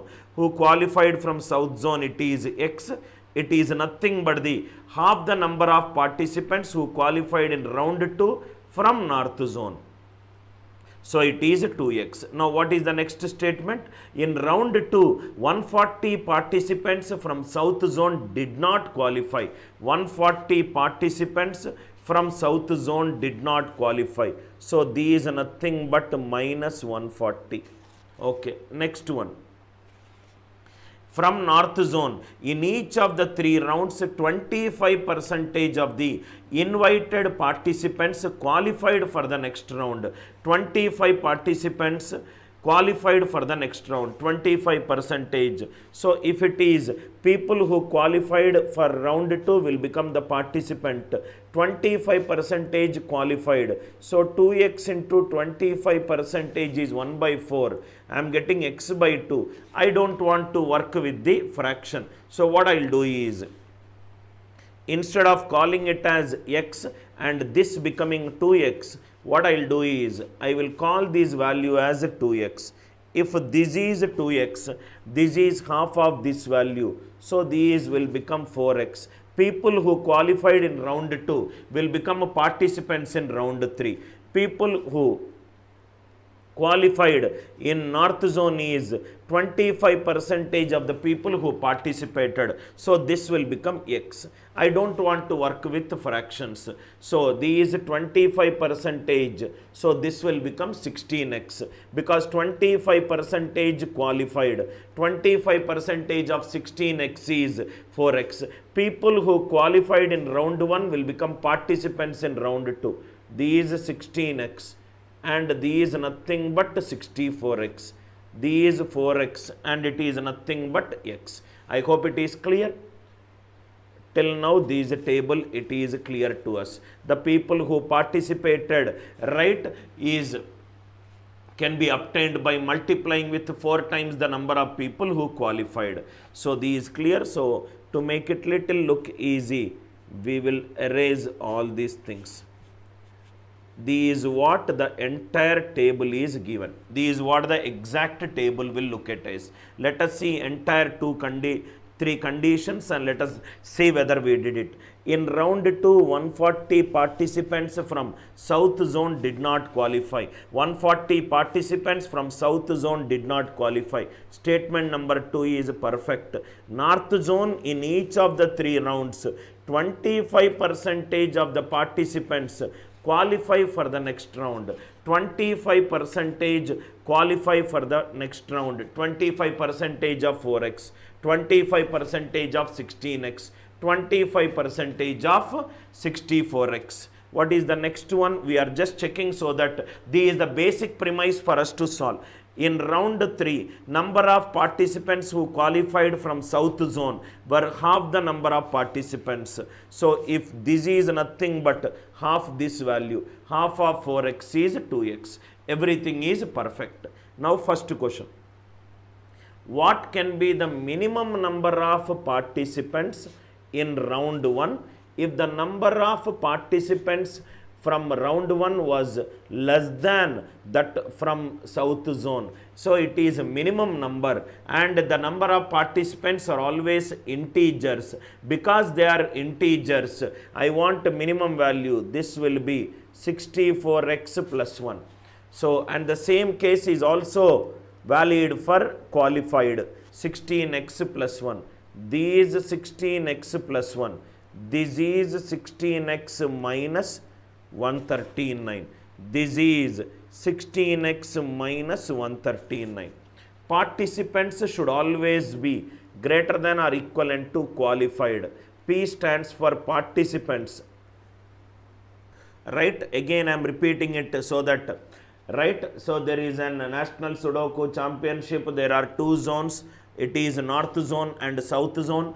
There are people who are participating. There are people who are qualifying. People who are participating based on a criteria, they are getting qualified. People who are getting qualified, are getting participated in round 2 and round 3. Again, I will do the table for you so that for everybody it will be clear. Now see here. There are 2 zones, north zone and south zone. North zone and south zone. There are 3 rounds, R1, R2 and R3. There are people who are participating in round 1 based on a criteria, they are getting qualified in round 1. There are people who are participating in round 1. There are people who are getting qualified in round 1 from south zone. Second condition says 140 people in round 2 did not qualify in south zone. And first condition says the number of people who qualified in round 3 in south zone is half of the people who got qualified in round 2. If this is x, this will become 2x. People who qualify in round 2 will go to round 3. And people who are qualifying in a particular round, it is 25% of the people who are doing it. So 2x into 25% is 1 by 4, which is nothing but x by 2. I don't want to get it in fraction. So what I did it is, instead of these x, I took it as 2x. This is nothing but 2x. If it is 2x, this is nothing but 4x. If this is 4x, this will become 4x. 25% of 4x is nothing but x. 25% of 4x is x. So these is nothing but 16x. These is nothing but 16x. These is nothing but 64x. These is nothing but 64x. I hope it is clear. Now we will read the question. Till here it is clear. Please go through these three statements. That is what exactly I did it. In round 3, number of participants who qualified from South Zone was half the number of participants who qualified in round 2 from North Zone. So if it is x, I am getting x by 2, I don't want to do it. So 2x and 4x. In round 2, 140 participants from South Zone did not qualify. That also we did it. From North Zone, in each of the 3 rounds, 25% of the participants qualified for the next round. 25% of 64x is 16x, 25% of 16x is 4x, 25% of 4x is x. I hope right now it should be very clear. Now what is the question? Question is, what can be the minimum number of participants in round 1 if the number of participants in round 1 was less than those from the South Zone? These participants and the qualified people, these are less than it. I want minimum. So minimum difference between integers is 1. So 64x plus 1. This is 16x plus 1. So this will become 16x plus 1. This is nothing but 16x minus 139. This is nothing but 16x minus 139. Participants should always be greater than or equivalent to qualified. So this will become 16x minus 139 greater than or equivalent to, what is the value of qualified? 2x. So this is nothing but 14x greater than or equivalent to 139. So x minimum value is nothing but 10. 14 tens are 140. What is that we require? Find the minimum number of participants in round 1. I want the minimum number of participants in round 1. Minimum number of participants in round 1 is nothing but 64x and 64x plus 1. I want North Zone and South Zone together. So these nothing but answer is 64x plus 64x plus 1, 128x plus 1, x minimum value is 10, so answer is 1281. Answer is none of this. A very good question based upon, right? In games and tournaments, there are various varieties. This one such variety of finding out the relationship between participants and the qualified. Why we have taken 64x plus 1? Because minimum number we require. What is the minimum difference between two integers? It is 1, right? And it is also mentioned that in the question, the number of participants in round 1 from North Zone is less than those from South Zone. So you cannot make it equal. The same condition also holds good for the number of qualified participants also. Number of qualified participants also. I hope the idea is clear. First one, answer is 1281. Second one, if a total of 60 participants qualified from round 3. Now, let us formulate the table here, whatever we did it, North Zone and South Zone. North Zone and South Zone. R1, R2, R3. Participated, qualified. Participated, qualified. This is minus 140. This is 2x. It is 4x. It is 4x. It is x. It is 16x, these 16x, and it is 64x. What is the first thing that is mentioned in the question? If a total of 60 participants qualified from round 3, 60 participants qualified from round 3. So x plus 2x, it is nothing but 60. This is nothing but 3x is nothing but 60. X is nothing but 20. X value is nothing but 20. This is nothing but 20. This is nothing but 40. 40.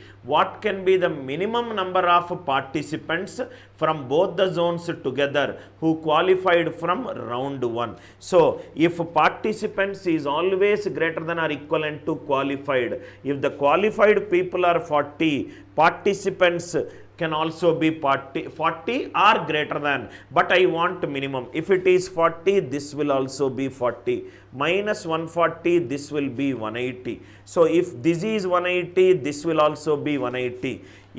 X is 20, 16 into 20, this will be 320. So what is the minimum number of participants from both the zones taken together? Answer is nothing but 320 plus 180. Answer is nothing but 500. Answer is nothing but 500.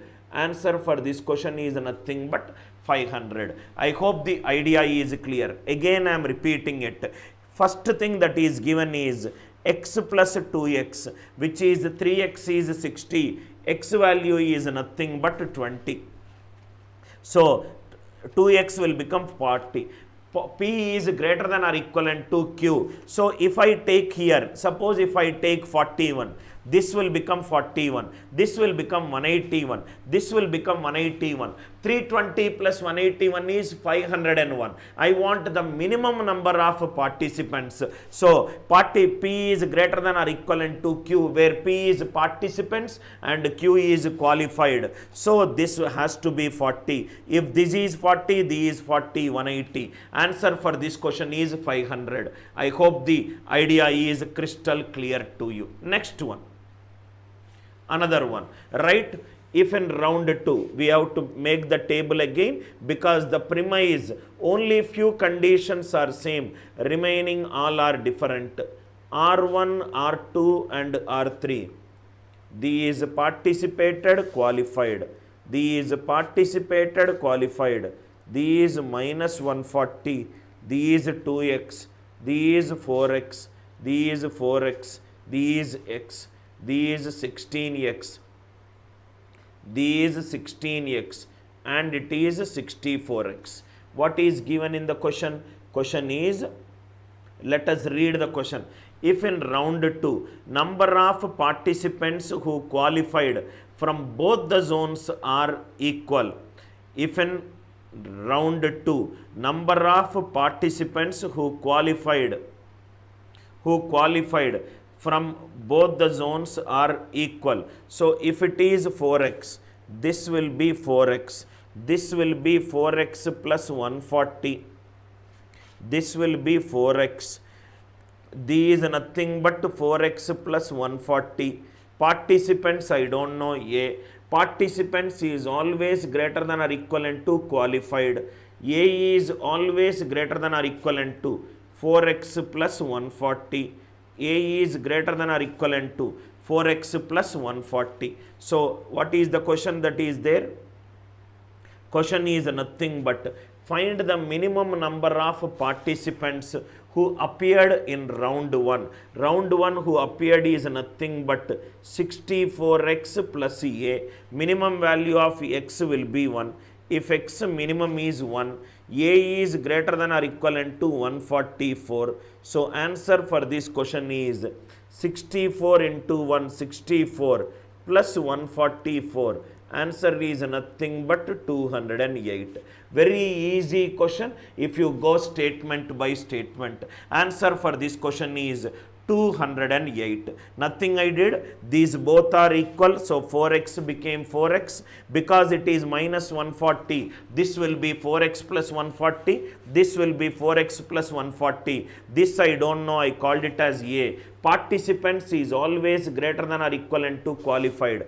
P stands for participants here, Q stands for qualified here. Number of people who qualified can never be greater than the people who participated. Very easy question. Answer for this question is 208. Next one. Another last question in this variety. There is a north zone and there is a south zone. R1, R2, R3. People who participated, people who qualified. People who participated and people who qualified. These is nothing but minus 140. These 2x, these 4x, these 4x, these x, these 16x, these 16x, and it is 64x. These is the basic three conditions based statements which is there. Now what is the question? Please read the question. If the number of participants who appeared in round 1 from both the zones are equal, these 64x, both the zones are equal. Qualified we don't know, A, this will be A, this will be A minus 140, this will be A minus 140. Participants is always greater than or equivalent to qualified. So the condition will be 64x is greater than or equivalent to A and A minus 140 greater than or equivalent to 2x. So these is nothing but A is greater than or equivalent to 2x plus 140. A should be greater than or equivalent to 2x plus 140. 64x is greater than or equivalent to A.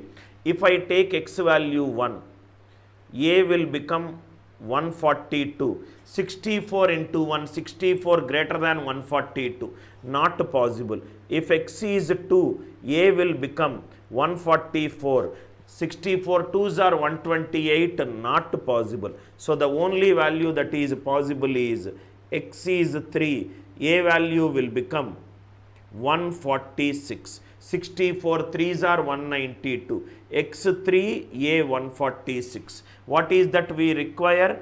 We require minimum number of participants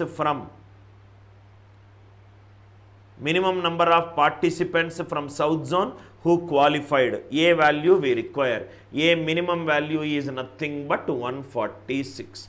A minimum value is nothing but 146. I hope the idea it is clear. Very good question. Each and every question, it's all about using the concept participants greater than or equivalent to qualified. Participants greater than or equivalent to qualified. And just read the question once, convert into a mathematical expression. This is the fourth question. This is the third question. This is the second question. And it is the first question. I hope the idea it is clear. This is the basic table that came. This is the basic table that came. Idea clear? Kindly reply in the live chat if this concept is clear to you. Then I will get into the next question. I hope this idea is clear. Kindly reply, sir. Everybody.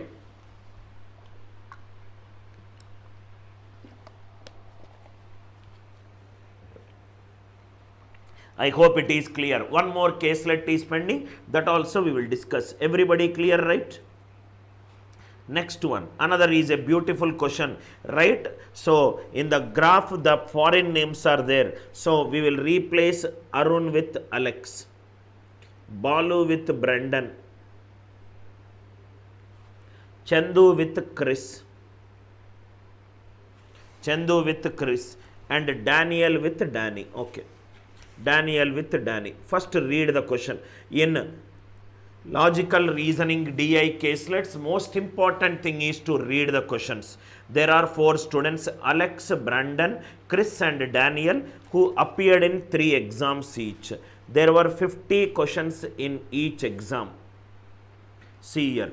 There are 4 people, Alex, another is Brandon, Alex, Brendan, next is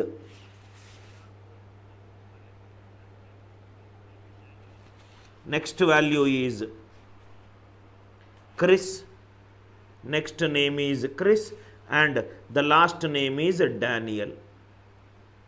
They are writing 3 exams. Exam 1, it is of 50 marks. Exam 2, it is of 50 marks. Exam 3, it is of 50 marks. Exam 1, Exam 2 and Exam 3. Now what is there? Let us go back and read the question. They appeared in 3 exams. There were 50 questions in each exam. Each question, right, if rightly attempted, fetches 1 mark. Each question, if rightly attempted, fetches 1 mark. Wrong attempts, in exam 1 it is 1/4 negative. Exam 2 it is 1/3 negative. Exam 3 it is half negative. Okay. Now if you see here, so there are some right and there are some wrong questions. You may not attempt any question also. There are some right questions and there are some wrong questions. There are some right questions and there are some wrong questions. I hope it is clear. Now Alex, how many right questions are there? We have to read the bar chart. The following cumulative bar graph shows the number of correct attempts by each and every student in these exams. Alex, in exam 1, total 36 correct are there. Total 36 correct are there.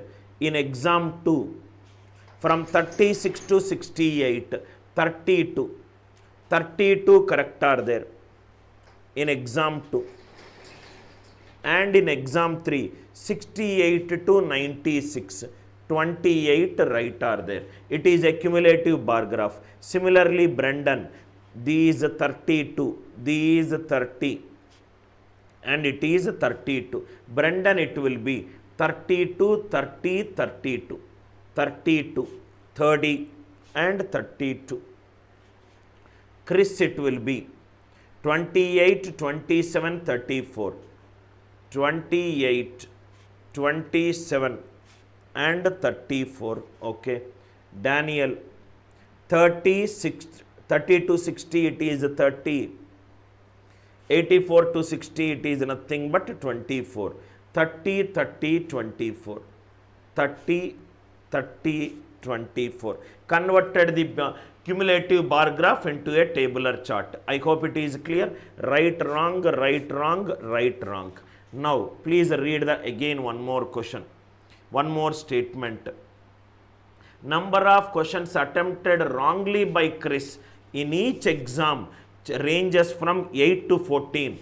Chris, it seems, when he is attempting it, Chris, his number of incorrect attempts are only from 8 to 14. Number of incorrect attempts by Chris, it is only from 8 to 14. It is only from 8 to 14. Nothing else is given. We converted the bar graph into an tabular chart. Now we will solve the question.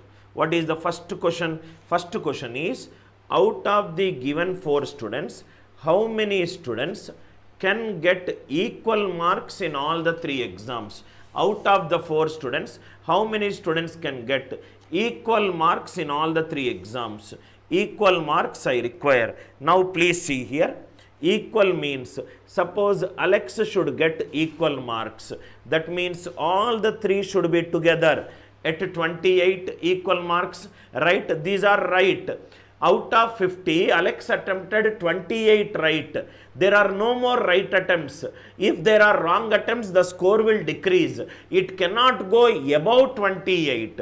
But Alex also got 36 in exam 1 right. If he does some mistakes, the score might come down. So, we will check whether this is possibility. Exam 1, the negative marking is -1/4.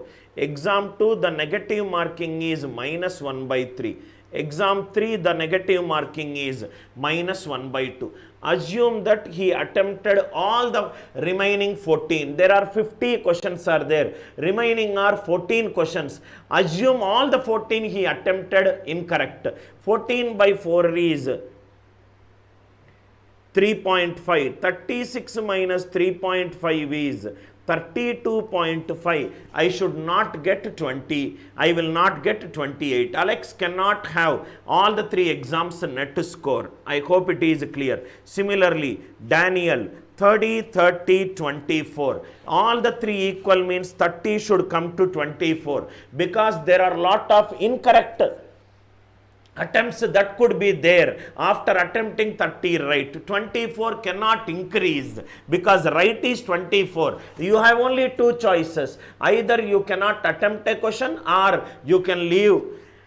You can attempt a question and get it incorrect.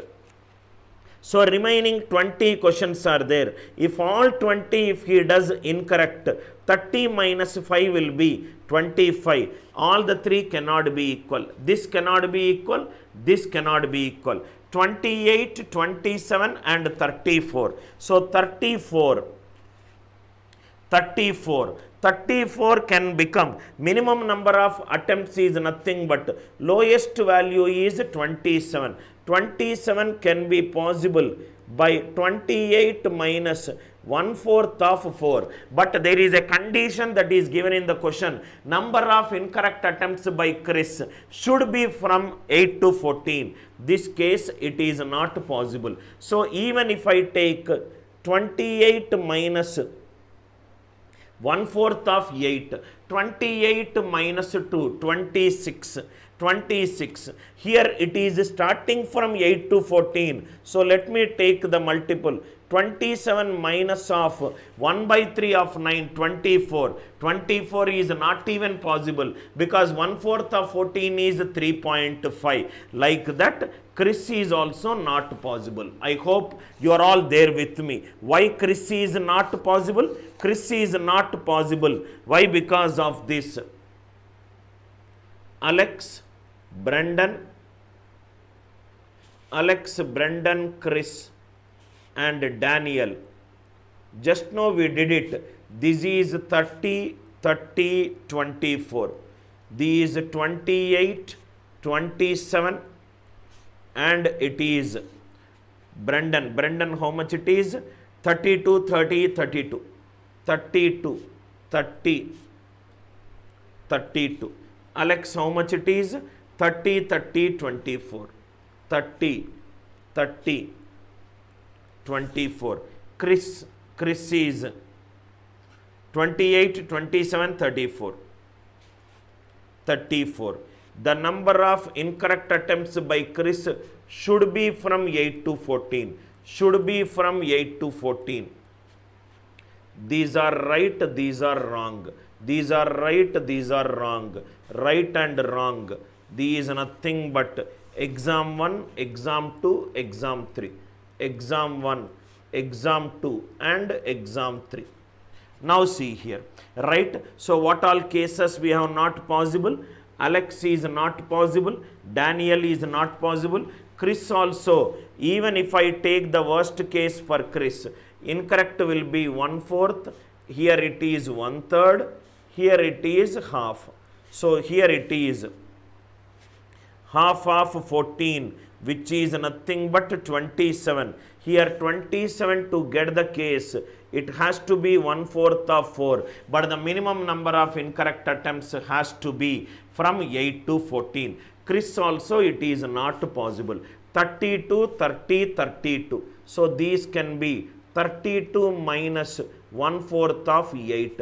32 minus 2 is 30. Possible. 32 minus 1 by 2 of 4. 32 minus 2 is 30. Possible. So what will be the answer? How many can have equal marks? How many maximum, how many students can have equal marks in all the 3 exams? Answer will be 1. I hope the idea is clear. Do not forget the case of Chris. Number of incorrect attempts for Chris will be from 8 to 14. What is the next one? If the total marks obtained by Chandu, means here we are referring to Chris. If the total marks obtained by Chris, considering all the 3 exams, it is an integer. Very, very good question, sir, it is. Most of the students will do this mistake. So only we will refer to Chris. Chris, exam 1, right will be 28, wrong will be 8 to 14 with a negative mark minus 1 by 4. Exam 2, right will be 27, wrong will be, again minimum number of incorrect is 8 to 14, these minus 1 by 3. Exam 3, right and wrong, right will be 34 and this will be 8 to 14, 1 by 2. These as per the question. Find if the total marks obtained by the quiz considering all the 3 exams is an integer. So that means exam 1 plus 2 plus 3, exam 1 plus 2 plus 3 should be an sum should be an integer. This is the condition. Okay. So what can be the maximum possible number of questions attempted wrongly by quiz across all the 3 exams? By quiz across all the 3 exams, what we'll do is students, what they do is they do not read the question properly. 14 plus 14 plus 14, they will count it as 42 and they will tick mark. Why it is incorrect? Because the net score will be 28 minus 1 by 4 of 14, which is 24.5. Here it is 1 by 3 of 14 negative. It is in recurring decimal. Recurring decimal with terminating. It will be recurring decimal. I want the answer to be an integer. So therefore this case is not possible. 42 is incorrect. So the first important observation is I need to avoid these recurring decimal. For me to avoid these recurring decimal, what is that I should do it? Here the number of attempts should be taken it as 1 by 3 of 12 we should take. 14 by 3 it is recurring decimal. 13 by 3 it is a recurring decimal. So 12 by 3, these 12 is fixed.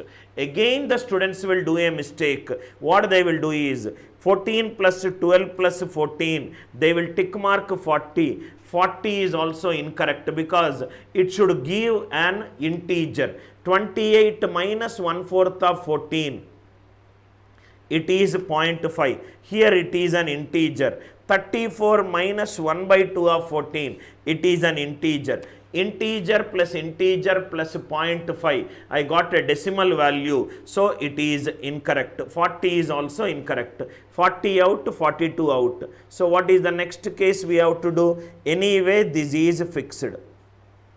Anyway, this is fixed. So what we'll do is, this is 0.5. We will try to get 0.5 here. So we will write it as 1 by 2 of 13.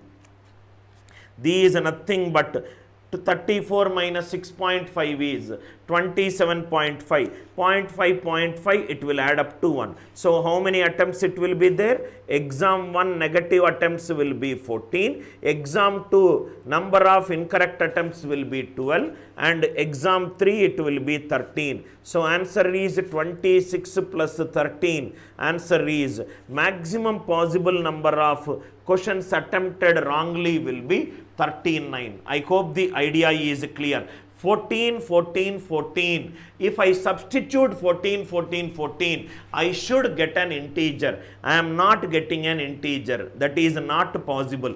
Because it is giving you a recurring decimal, the first conclusion is it should be 12. So these 12. Next 14 plus 12 plus 14, it is 40. Again the sum is a decimal value. So because it is 0.5, I made this value to 13. Then I got 0.5 plus 0.5 sum as an integer. The sum of 3 numbers, it is an integer. Now see here, sir. If I say a plus b plus c as an integer, that does not necessarily mean that a, b, c should be integers. A, b, c should be integers. If the sum of these 3 is an integer, right, a, b, c should be integer. May or may not be.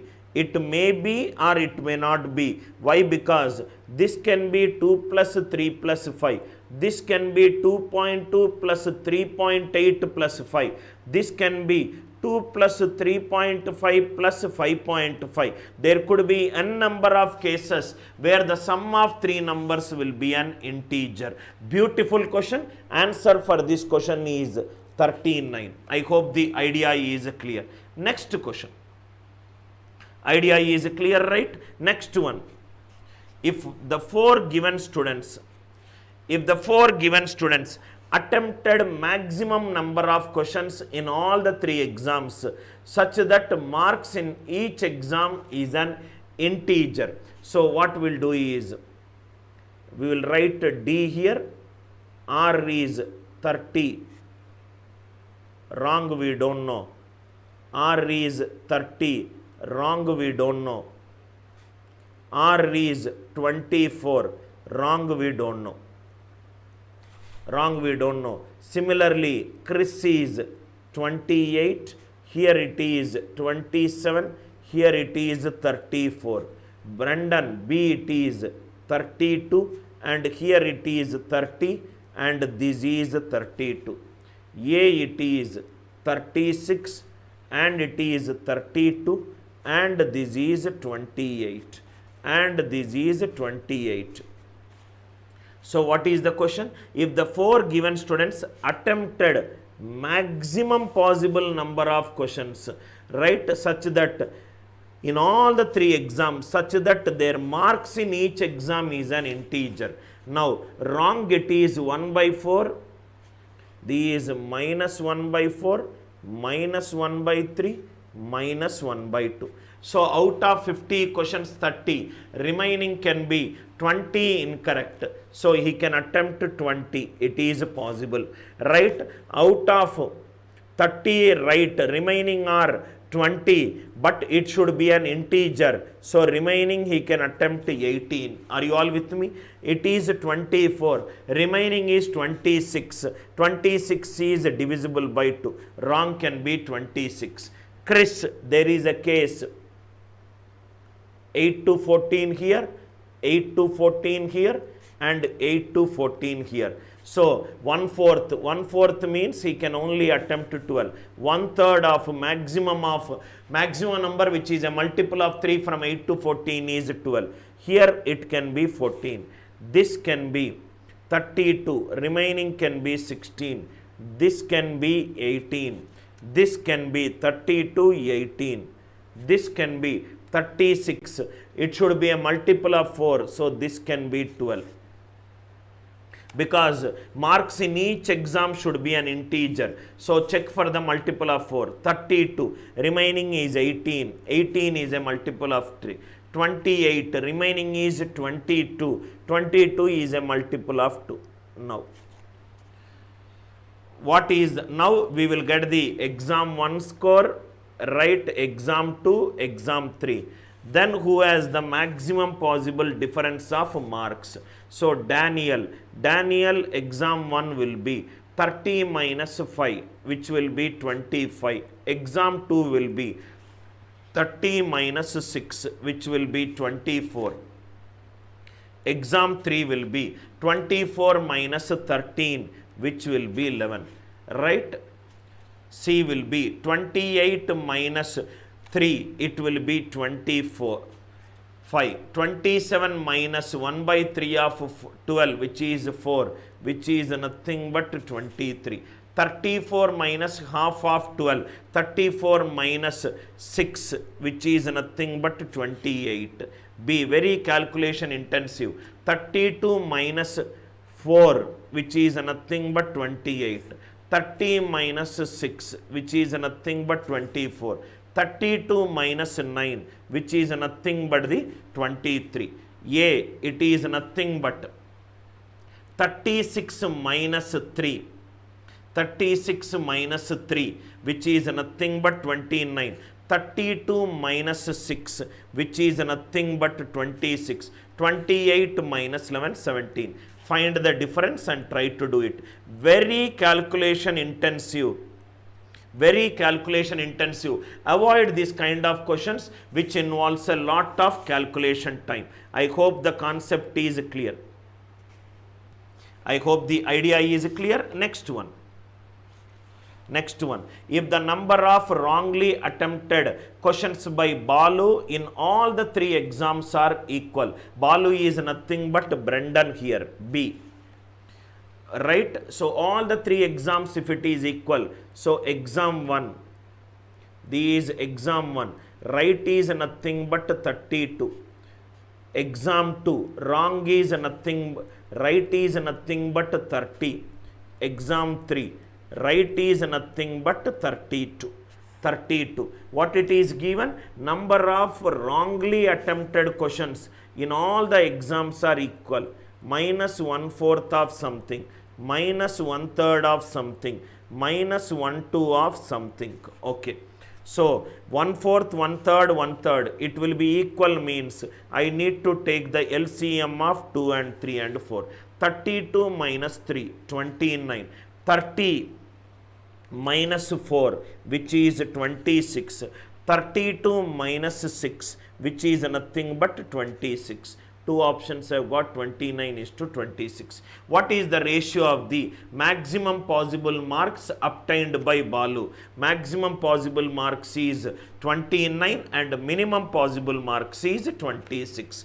Answer for this question is 29:26. I hope the idea it is clear.